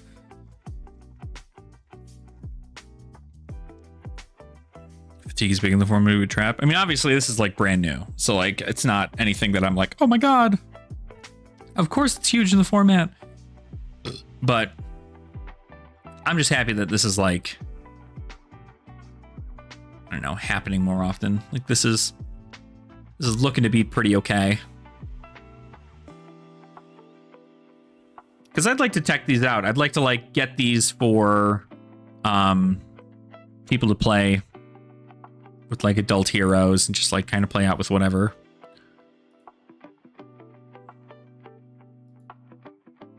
Yep. The beauty of new format is that you don't know until you know, and then you know. But I even took a look at like a Starvo deck for this, because I was like, oh, if we do it classic constructed, right, and then Starvo would be a legal hero that you could play. And I'm like, how bad would this be? I mean, theoretically, because you can't play most of the M's that he would like to play. Like, you can't play any of the pulses. You can't play hypothermias. You can't play blizzard. You can't play channel anythings. You can't play awakenings. You can't play most of them. So it just kind of comes down to like, can you comfortably get all 3 of an element in your hand and then be able to show that? So I feel like the casino stuff tends to go off a lot less. But like, even in this hand, right, you got Earth, Lightning, Guardian. But like, still, I mean, Winter's Wail is just like an insane fucking card, right? It's like, in this situation, what would I even like do here, I guess, right? Because I could,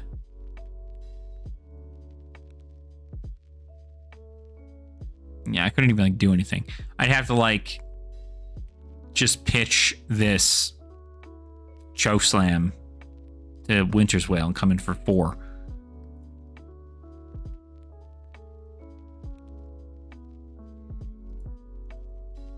So I don't know.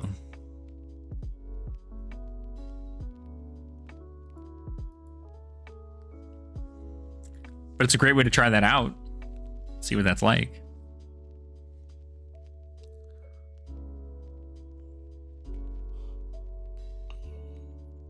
Oh, goodness gracious. Great googly moogly. But yeah, so I don't know. It might be a fun little thing to test out and try. See what this is all about. Because I feel like it would be a great starting point for people who wanted to play in classic constructed armories. And then of course you can just upgrade it, right? So start pushing for a common constructor, classic constructor. I agree. Maybe that's something I'll herald on here, because I like having like it be close to what the main game is, right? Of classic constructed. But you know, you're just utilizing the same deck structure of a classic constructed deck, but with the same restrictions as a format like Commoner or Clash. So doing something like this, I mean, like, it's a great way to also get people into their armories. They're probably not like the best versions of themselves, obviously. And if you can eventually afford some of these Majestics to kind of add in there to power up your deck, that's awesome. But like, this is a great way to start, to be like, hey, this is a budget version of that deck that I made that you can go ahead and bring to your locals, as long as it is not, you know, on the Living Legend thing, or it's, you know, a card that isn't banned in Classic Constructed. So I feel like that's where like the big takeaway is going to be, is you're going to have to remember that Classic Constructed does not share the same ban and restricted and Living Legend thing. So I don't know. I think it'd be fun. Be a fun thing.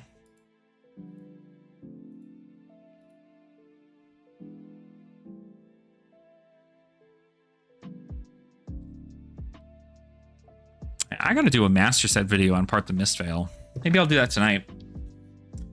After my... I have another... I don't know if you guys saw it, actually. I do suggest, if you guys are checking out stuff on the YouTubes, let me get this up for you guys. Absolutely. Absolutely. I agree. And that's the thing, though, like, most people are doing that already. I mean, like, you take a look at Sloop. I mean, Sloop, I think, has been making budget classic constructed decks for a while, or at least, like, budget blitz upgrades. And, like, nobody's in love with it. But I'm sure it's helped people, and that's really what I wanted to do, is help people. So I realized just now that I'm not to his channel. What? If you guys have not seen it, Geeks First, you know who this is. If you go to like their event, their comment section, you check that stuff out. They are making new videos for Flesh and Blood. They're really trying to work on more of like a base, you know, bulk focused and just like you know, beginner entry level point kind of idea for the game, because they don't have time to be like competitive, right? Or to do competitive things in Flesh and Blood. So what they actually did is him and I made a... That sounds like we've got a little podcast. Far too much. So him and I did a podcast that we're going to try and do weekly over on his channel. Speaking of, though, Nathan, if you are watching this and you want to do more of the Clash course, let me know. You know what days I'm free. I'll gladly book 2 podcasts, one after the other. I feel like I'm being much more proactive in that situation than anything else.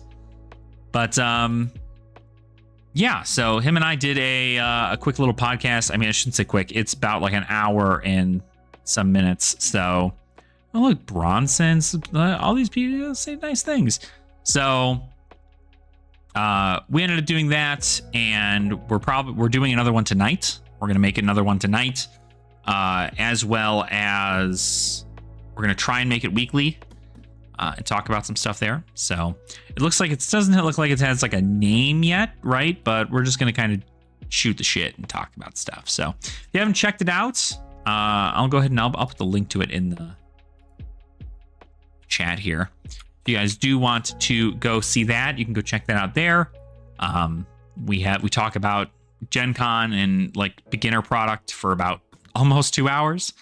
But it's really well done. So I love talking with him. Super great guy. And just be on the lookout for more. So yeah. But I needed to make a master set video for this because master set for Part the Mistveil is just crazy. Like $3,000, pretty good if you're looking at market prices. I also should make like an official video talking about our actual sponsor, our current one and only sponsor of the channel, Feindel's Collection, because I feel bad. I know I've had several people sign up with Feindel's Collection, which is great because I do get a kickback if you guys stay subscribed after your first month of free use, which at $3 a month, I'm still kind of amazed that that's where their subscription point is, because most would do like 10, but I think 3 it's great. I mean, it's an up and coming thing. They're very, very good about the stuff they upload, and they're constantly growing more and more. But a lot of these cards are going up in price. WTR first rainbow foil, Smash Instinct Blue went up for $8. Holy shit. What's their flat gain? Aether Quickening Red, the promo, the extended art promo Aether Quickening Red. It's going for $55. Holy shit.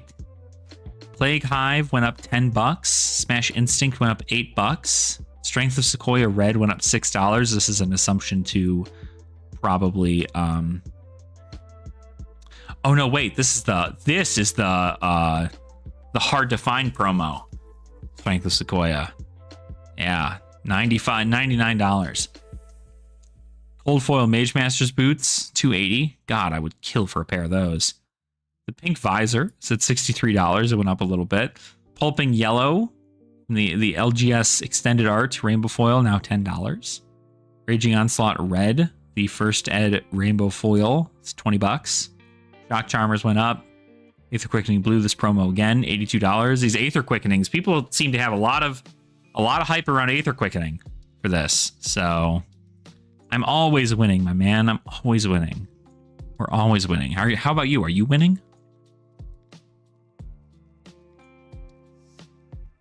Oh, also, I'm super mad. I just want to say how mad I am. First and foremost, I need somebody to get me a connection with somebody in Japan who's willing to just like get me cards, and like for free. Cause what do you call it? On a completely side note,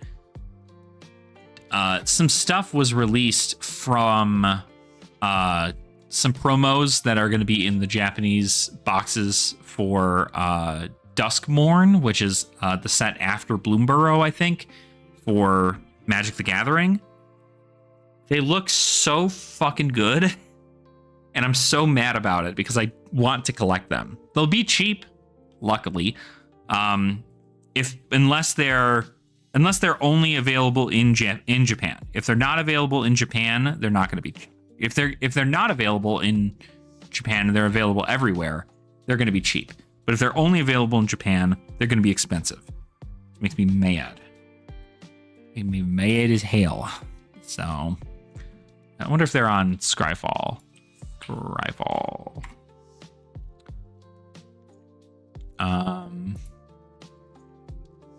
Duskmourn, House of Horror. Yeah, these guys. God, they look so fucking good. They look so good. Shit. So we don't know what impending does.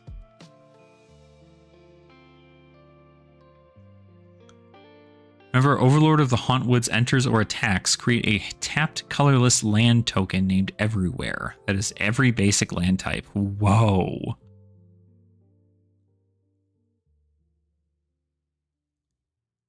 Holy shit. Wait a minute.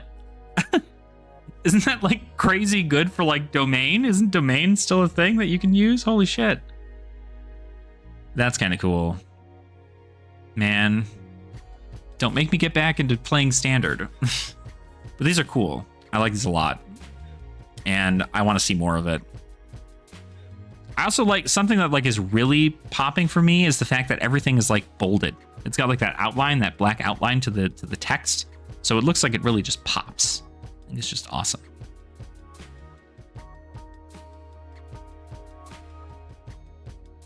So that's fun. That's fun. Yeah, a lot of these cards seem to be rising in price. Cold Foil Reaping Blade is actually at $80 now. A lot of this Rune Blade stuff is coming up.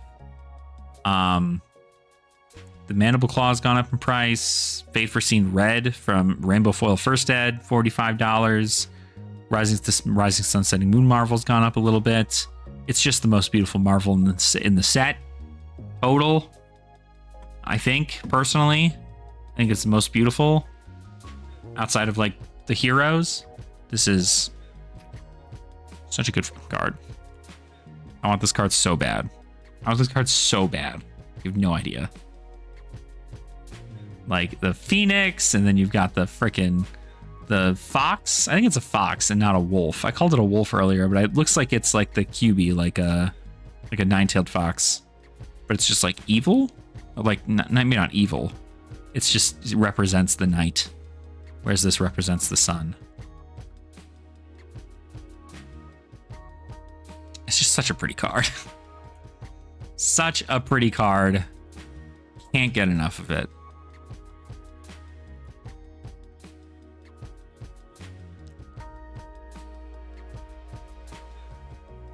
See, that's what I thought too, right? At least in like most other lore. Actually, I'm curious. Mist Veil Marvels. No, we should just do... Oops. We should just do... Transcend Marvels.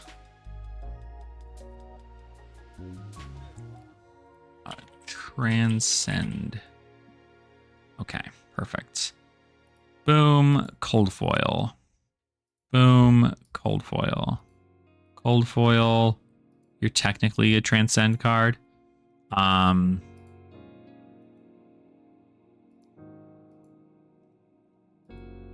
Boom. Boom. Boom. Boom. Stir the pot. You. Okay. So now this collection is... Wow, this collection is even more. $822. For all of these... This is not all the Marvels in the set, but like... To get all of them... Cheapest one is $31. This is market pricing. Let's change that. Significantly better. $692. So 30 bucks, 34, 35, 44, 49, 50, 51, 60, 61, 71, 84. Obviously, this one's more expensive because there's a naked woman on it. And then you have the Fabled, which is in its kind of Cold Foil version. Although I guess it's not a Marvel, right? So maybe we can just remove this. It's not a Marvel. It transcends, but it's not a Marvel. So this is really what we're looking at.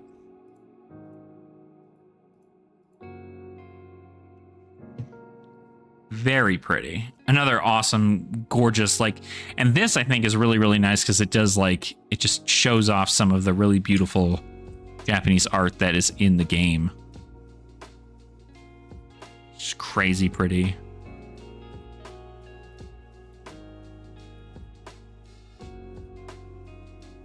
Still my favorite. Rising Sun, Setting Moon, still my favorite. Will always be my favorite.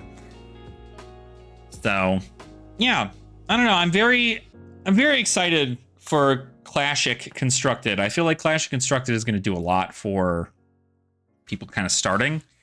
And that's probably what I'm going to do, is I'm probably just going to be utilizing these Clash decks. I'm going to go, hey, this is my very functional Clash deck that I have in Clash, which is a budget format for the young heroes as of this very moment. But what I wanted to do is I wanted to make Clash-ic constructed decks with the same format to be able to have you guys utilize in maybe even your own kitchen table version of a adult version of Clash with a little bit more life and some change into those things. But I also wanted you guys to be able to use these for your armories. So you can utilize these from any of the bulk you have to go ahead and make a bulk deck for you to be able to bring that functions very well. It does what it's kind of supposed to do without all of those Majestics and Legendaries. And you can utilize something like this to start. So that way, whenever you're, you're starting your Flesh and Blood journey, you can go ahead and do that with this. Because like, if I could tell people, hey, spend $30 on this deck and you can go ahead and utilize it in the format it does really well in, right? I think the only difference is that with this, we'd have to adhere to the Classic Constructed ban list, which is what, right? Game formats. I need card legality. Classic Constructed. Card legality policy. Classic Constructed. Awakening, Ball Lightning, Belittle, Berserk, Blood Sheath, Skeleta, Crown of Seeds, Drone, Duskblade, Plunder Run, Stubbies. Okay, so you can use Heart and Cross Trap. And obviously, in this situation, you wouldn't be able to use Awakening, no Ball Lightning. Yeah, most of these are M's, so it doesn't look like it matters. Obviously, Belittle, but you can't. But if you run the same, like a lot of these also compared to what's banned in common are too, so it's kind of funny just because like it's almost the same ban list.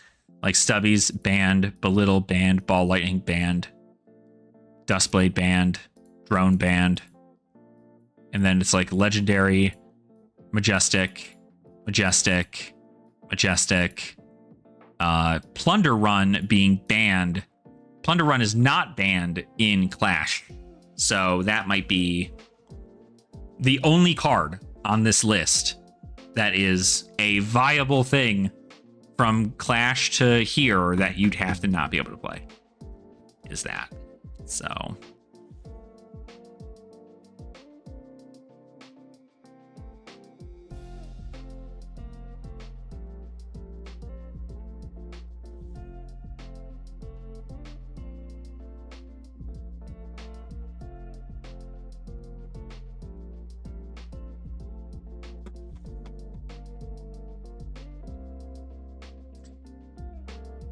I'd be curious. I wonder if we just got like absolutely insane with it. Let's see. Cards here. Let's go ahead.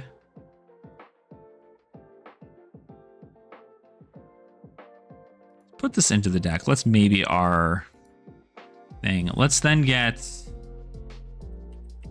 Null Rune. Let's Null Rune our headpiece and our gloves. Sorry, inventory, and then Oasis. Oasis. Oh, well, I probably don't need Oasis. I probably shouldn't. I wouldn't specifically adhere to the CC ban list. Some of those cards might be fine without other stuff. Oh, no, absolutely. I think that the thing is that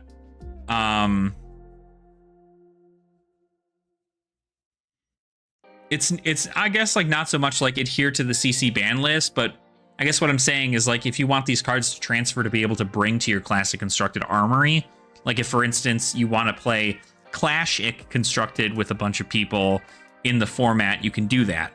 But if you're trying to then go, hey, I want to bring this to an armory to just like have an idea of what to go up against, you would need to follow that same ban list, which means like even though the concept, you'd also need to follow the Living Legend leaderboard because, you know, you can't play Starvo. In Classic Constructed, you can play Starvo. but in here you can't. I guess think of it like the LL format, but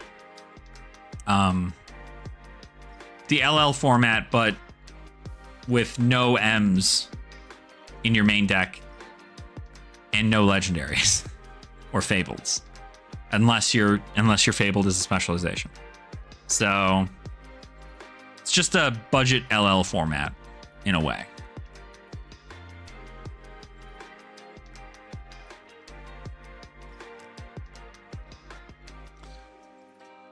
But I'd be curious to see how this runs.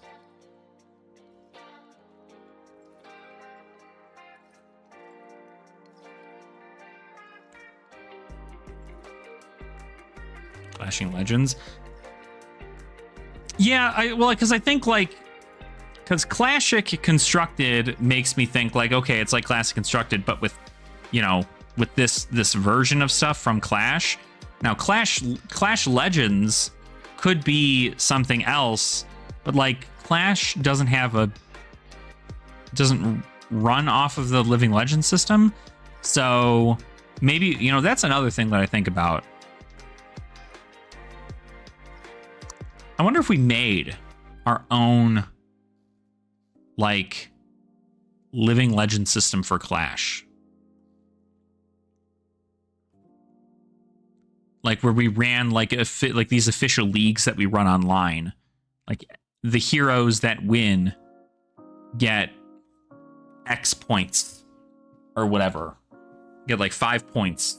And if they end up winning enough, then they end up getting Living Legend.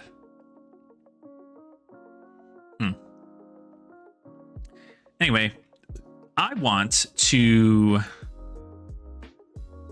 do something crazy here. I want to try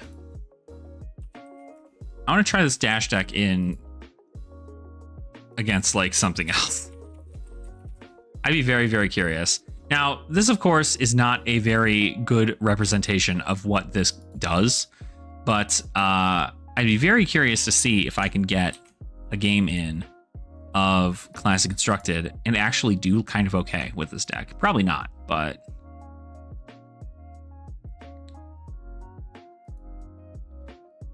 yeah, we'd prefer it to be a stepping stone to just like for people to just have fun, but...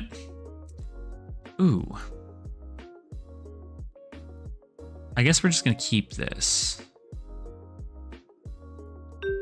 I'm very curious. I'm very curious on how this is gonna work. We're for the record, we're gonna go against people that are gonna have legendaries and majestics, and we are not. So it is very, very rough. I'm gonna start with a hyperdriver. Oh. They left.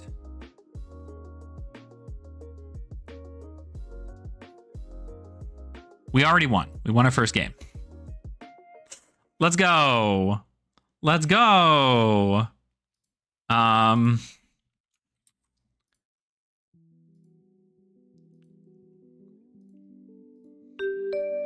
Do it again.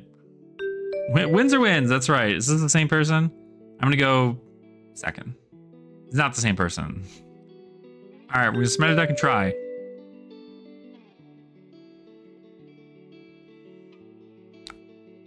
Okay, hyperdriver.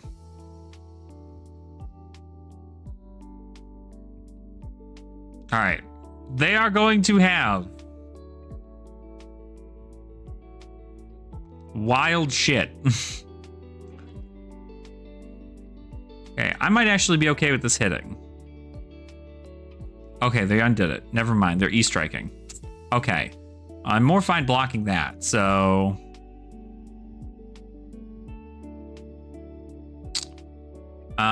let's block with these.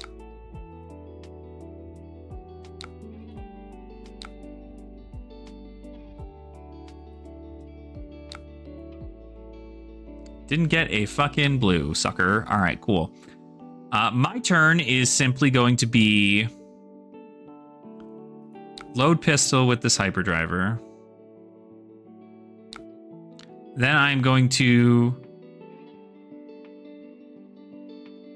Scramble, pulse, pitch. I do want to boost.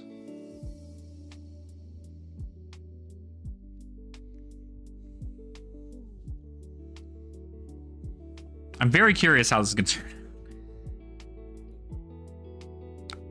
I'm going to throttle. I am going to boost. Then I am going to fire a pistol.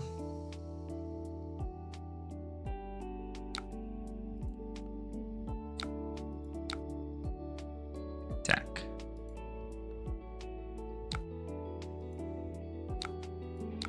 Go ahead and pass our turn. Pretty cracked hand, not gonna lie.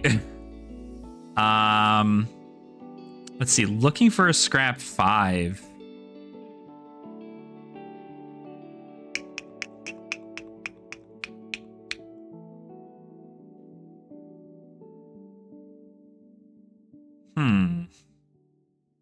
I almost feel like I can take this.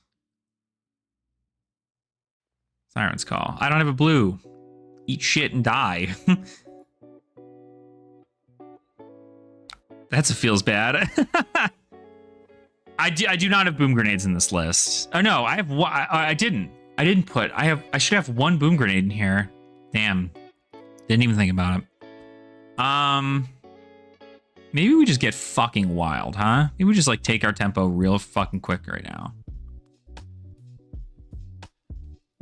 Come on. There we go.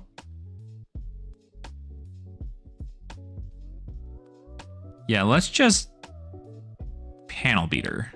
We're gonna boost. You get fucking wild.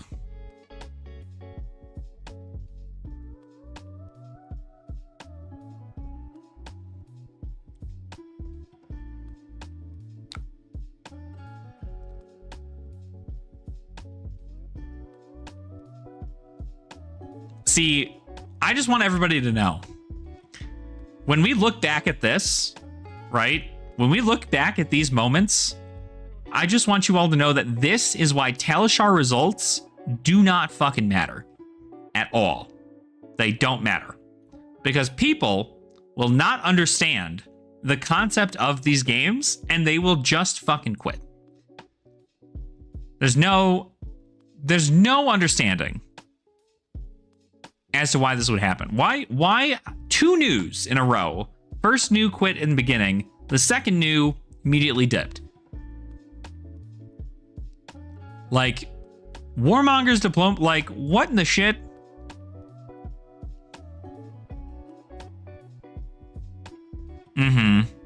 Yeah, boom might not be a bad call. I have to look at that, actually. I just wanted to be aware. We have now, according to the statistics of the site of Talishar and Fabrary, our deck has beaten 2 new Alluring Desire decks that have had legendaries and majestics in them, to which I have beaten.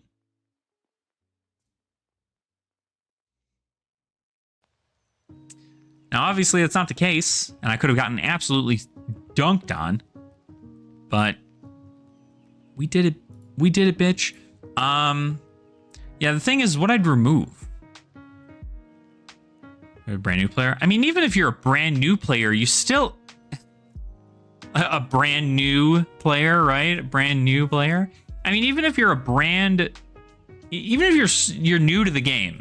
I hate that they called her. I almost hate that they called her new, because now I just can't use the word the way that it's supposed to without being like, yeah, new players.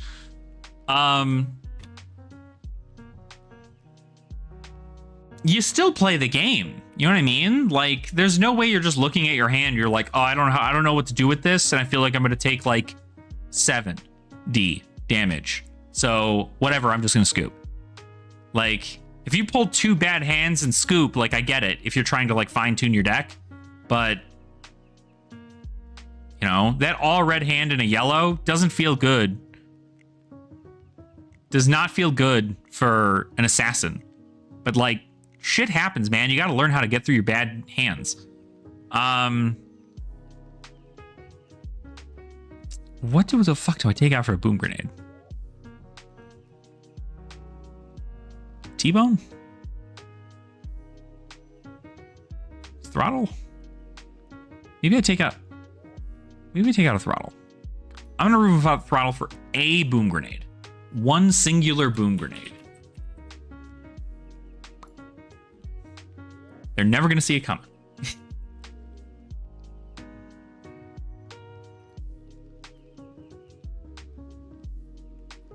Let's try it again. These games go on super quick. They just get in and we do damage and we leave. The only downside is that we're not able to play these if we are going to be playing other things, so. Zen. All right, I'm going to go second.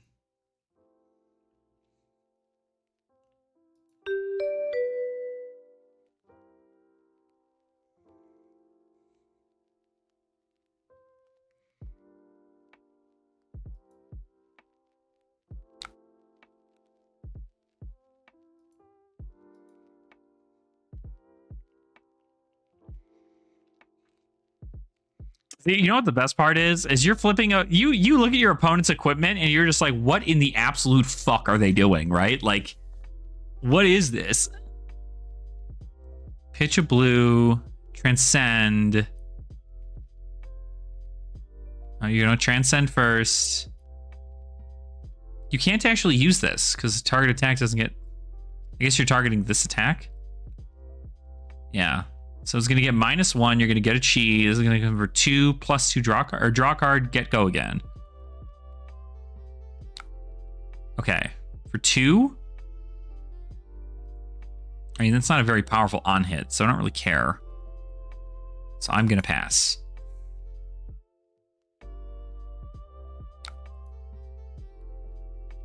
I need to get all these blues out of my hand though.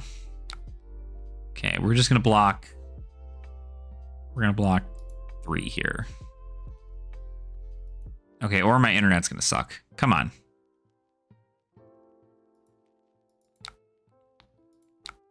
Here we go. Shit.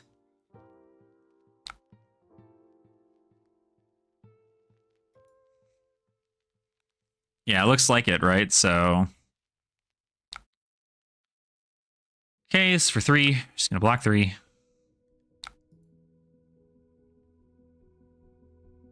Mikara.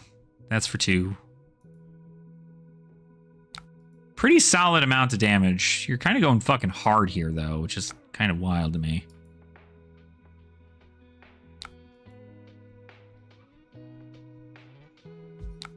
Why does this... Oh, for Shuko. That's right. What is that? Fucking Salt a Wound?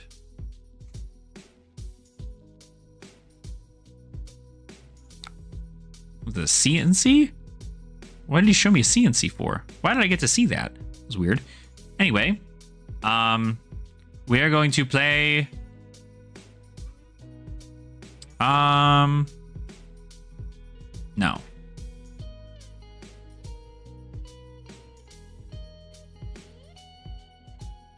We are going to load our pistol. We're going to attack with panel beater. We are going to boost. We're just going to not crank it. Leave it on our turn.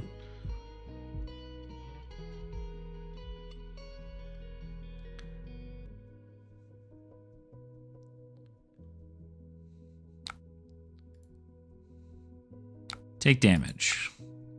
See, I can also do this. I can also come in for big damage. Play a pen script. No, don't crank it. Next turn's gonna fucking be crazy. Okay, I got another pen script. That's not good, actually. Very bad.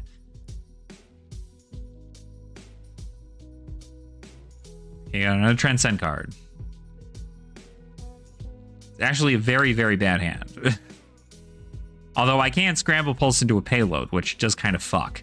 So I can actually probably boom grenade crank. Use this scramble pulse into a payload. That might be what we do. Maybe we just don't block. We just say we're fucking crazy, huh?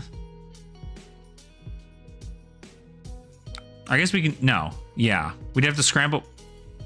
How do we get all this in there? I don't care about your shit. I don't care about your shit. I don't care about your shit. Deal damage to me, my guy. Come on.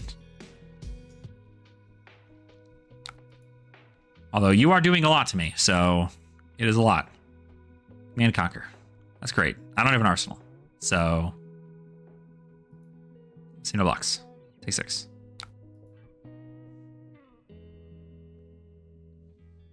Right? I mean, I gotta be crazy, right? This whole purpose of being crazy. So we're gonna go ahead and we're gonna hit this. And we're gonna come in with a... Yeah, we're gonna boom grenade. We're gonna crank it. We're gonna play Scramble Pulse. We are going to boost.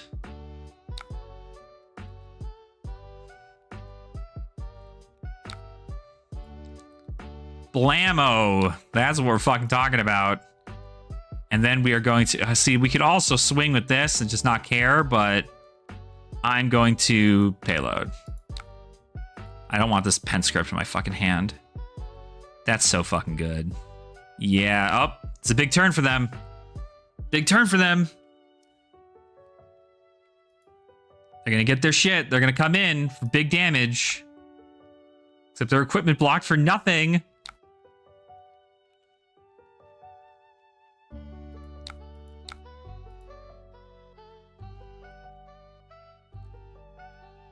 It only blocks for 1.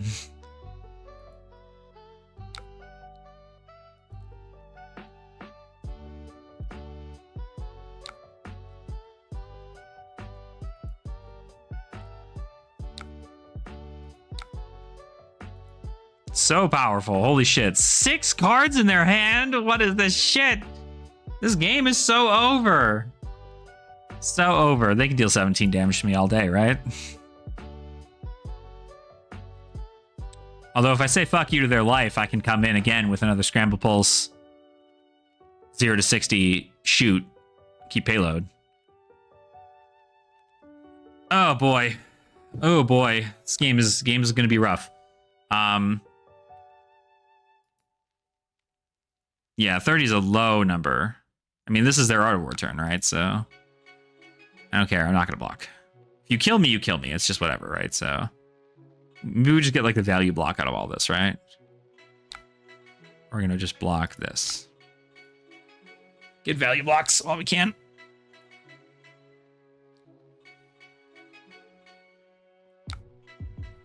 Damn. They're going wide. They got a pretty solid fucking turn. You already Zend, so you're just getting another thing.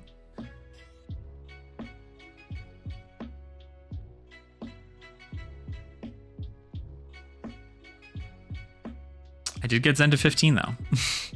Just saying. Bonds for 5.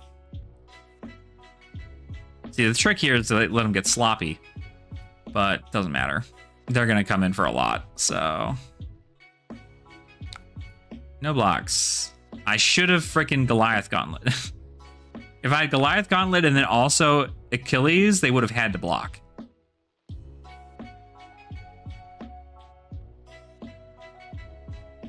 I think that's right.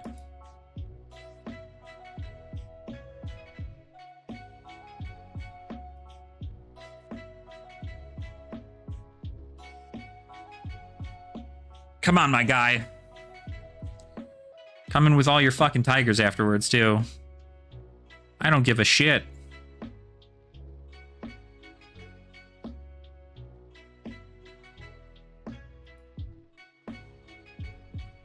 Are you stuck?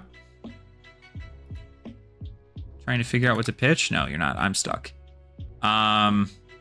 Block with Scramble.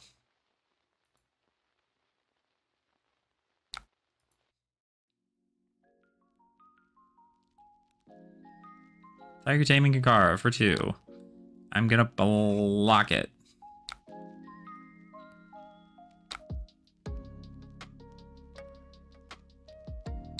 Play Tiger for 3. Block 3.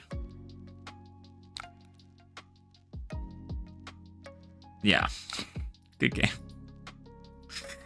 Yeah, that's crazy. How much in this turn is he presented? That's fucking 4. Hold on. Whoops. Yeah. Fuck. +2, +3. I'll just fucking end this so you can leave. Yeah. What is their switch player stats? Damage threatened 47. We were on turn 3.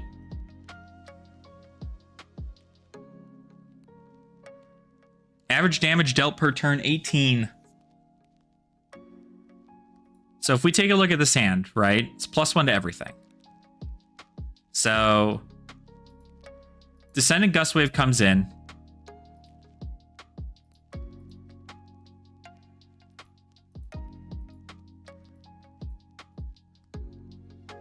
I can't click on this. Come on, really?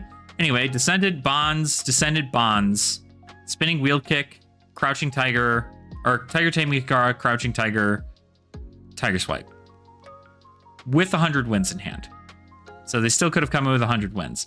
So this turn was, and I shit you not, 4, 3, 7, 4, 11, 4, or 5, sorry, 5 on this Descendant, or on this Gustwave. Bonds. So 16, 5 on the Spinning Wheel Kick, 21, 2 on the Kikara, 23, 3 on the Tiger, 26, 5 on the Tiger Swipe, 31, plus if this hit, you would get 1 Tiger. So that's another Tiger for 1 because of the Art of War. And then 100 wins. So sorry, we were at 26. So this is 30, yeah, 31. 31 damage plus 1, 32 plus 4, 36. 36 damage total in 1 turn. But I got him down to 15 with the deck that doesn't run any fucking legendaries.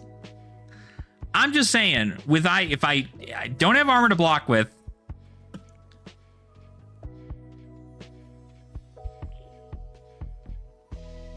but it turned out to be okay. But yeah, pretty huge. Obviously, Zen is a monster, and we know that. But if your locals are running a deck like this, they're probably pieces of shit. So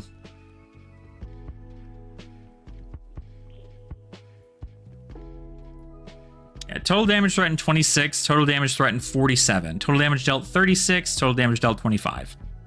Numbers aren't that bad when you consider it, right? But anyway, so that's just a fun thing. Go figure, I beat 2 news because they decide to quit, but Zen is like, yo, I'm going to finish this game in 3 turns, don't worry about it. Gets done with. It's really technically 2 turns. It's turn 0, or turn 0, turn 1, turn 2, turn 3.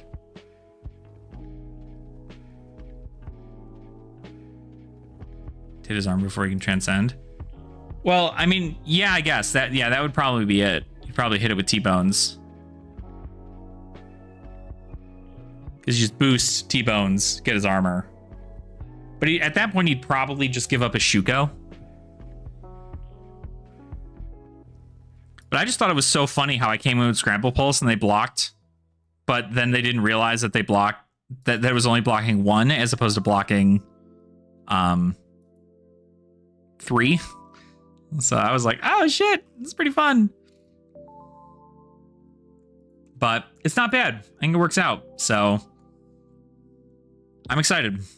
And it's a great way to just like start playing, you know what I mean? Like theoretically you can just be like, cool, okay, I have a $30 deck. Yeah. Yep, it is good. T-Bone does do work. T-Bone will do work into him. Because even if you If you get rid of his chest piece, he loses out on resources. If you get rid of his arms, he loses out on possible damage on a tiger. If you get rid of his feet, he gets a tiger early compared to when he wants to. And if you get his headpiece, then he'd probably get, he either has to have chi in his deck already or not. So T-Bone, pretty great. I'd imagine Dash.io or Max probably.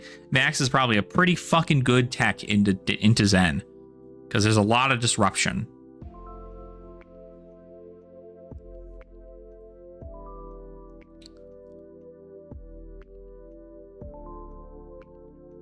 So yeah, pretty good. Pretty good. I'm happy with that. I did not expect, that's the other thing too, right? You can't expect yourself to win with these decks. If you do, awesome. But you can't expect yourself to win with them. What you have to do instead is you have to realize that your decks are low power compared to your opponents, but they are functionally what you want the deck to do. And that is the best part. You functionally want the deck to do this thing. And if there are more cards that you want to add into it, maybe you feel like you can afford a $50 deck, then you can make that happen, right? But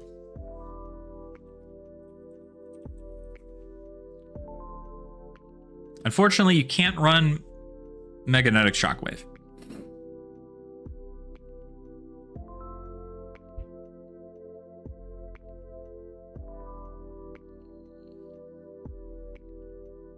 In actual Classic Constructed, if you're trying to upgrade this deck, then yes. You're trying to upgrade this deck from a Classic Constructed to a Classic Constructed. I'd imagine Magnetic Shockwave is a huge bin into Zen. Although the thing is like Zen either kills you in 3 turns, or if he gets past like 6 turns, he's probably dead. So, but it is a good call. I'd be curious if Magnetic Shockwave is actually going for a bit.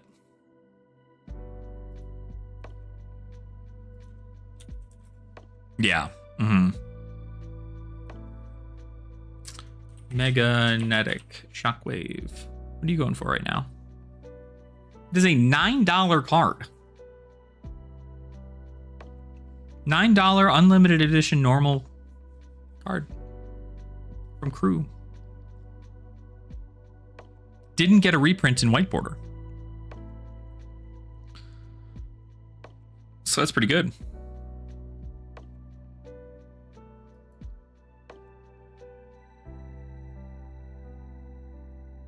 So I mean, even if you T-Bone twice, or like you boost T-Bone and then Magnetic, like, well, I guess Magnetic doesn't have boost, so there's a block with 2. I mean, shoot, all of it, right?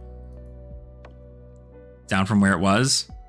Yeah, I mean, it looks like it was originally at like $16, $17 3 months ago. Yeah, like 20 bucks. Now it's at like $9. Not a bad tech. Not a bad tech, I would say. Say it's very good. I'd imagine most Max decks are playing it. Would I be incorrect to say that?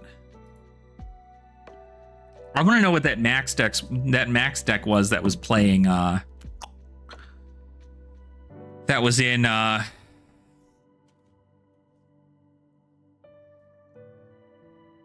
Nationals.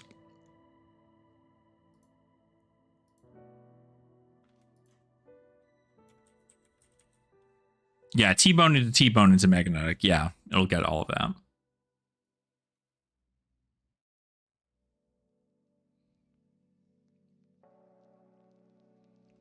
That's that nasty shit.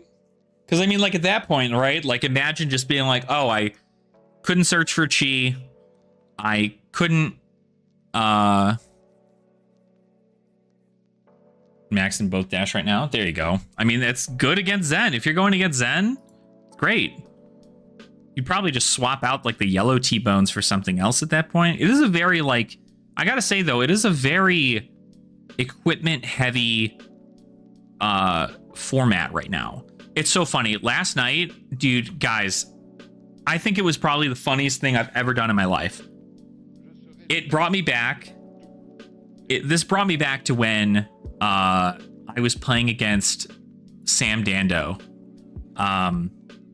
of Team Ascent. I don't know if he's actually in Team Ascent, but he reps min-max all the time. It was so funny because I was playing Dromai and they were playing Arachne back when Arachne was like new. And I remember I was going up against him and I straight up, I went to go block with my Flamescale Furnace and he was like, you know what Shred does, right? And I'm like, yeah, it's -2 to a defending card, right? That's defending it. That's defending an assassin action.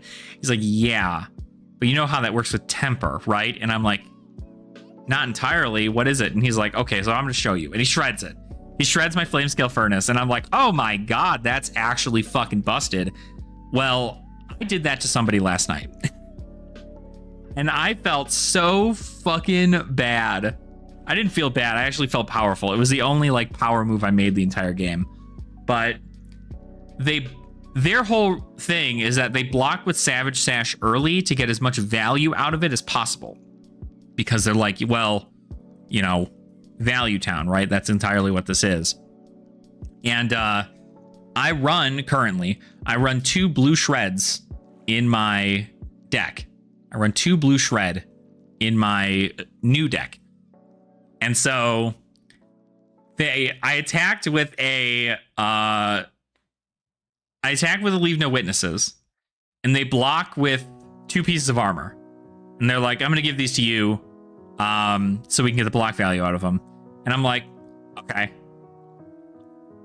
Do you know what? Like, I'm like, okay. He's going to be like, you don't have it. You don't run that in your deck, right? You couldn't possibly. And I'm just like, shred? And I shred his Savage Sash because he blocked with his Savage Sash. And he's like, holy shit, I can't believe this is actually happening.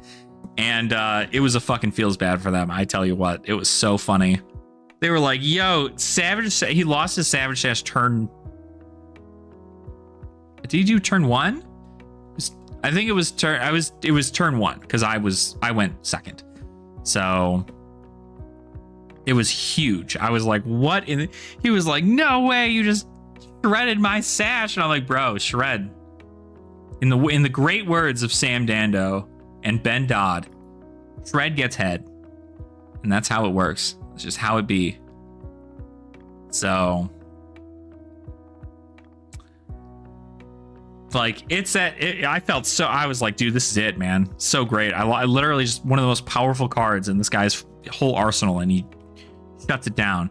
I lost that game, but still crazy powerful. Yeah. So now that we've done a couple of games there, I think we're probably going to go ahead and call it for the stream. I'll work a little bit more on Classic Constructed and see if there is something there that people will have an interest in. I then have a game coming up. I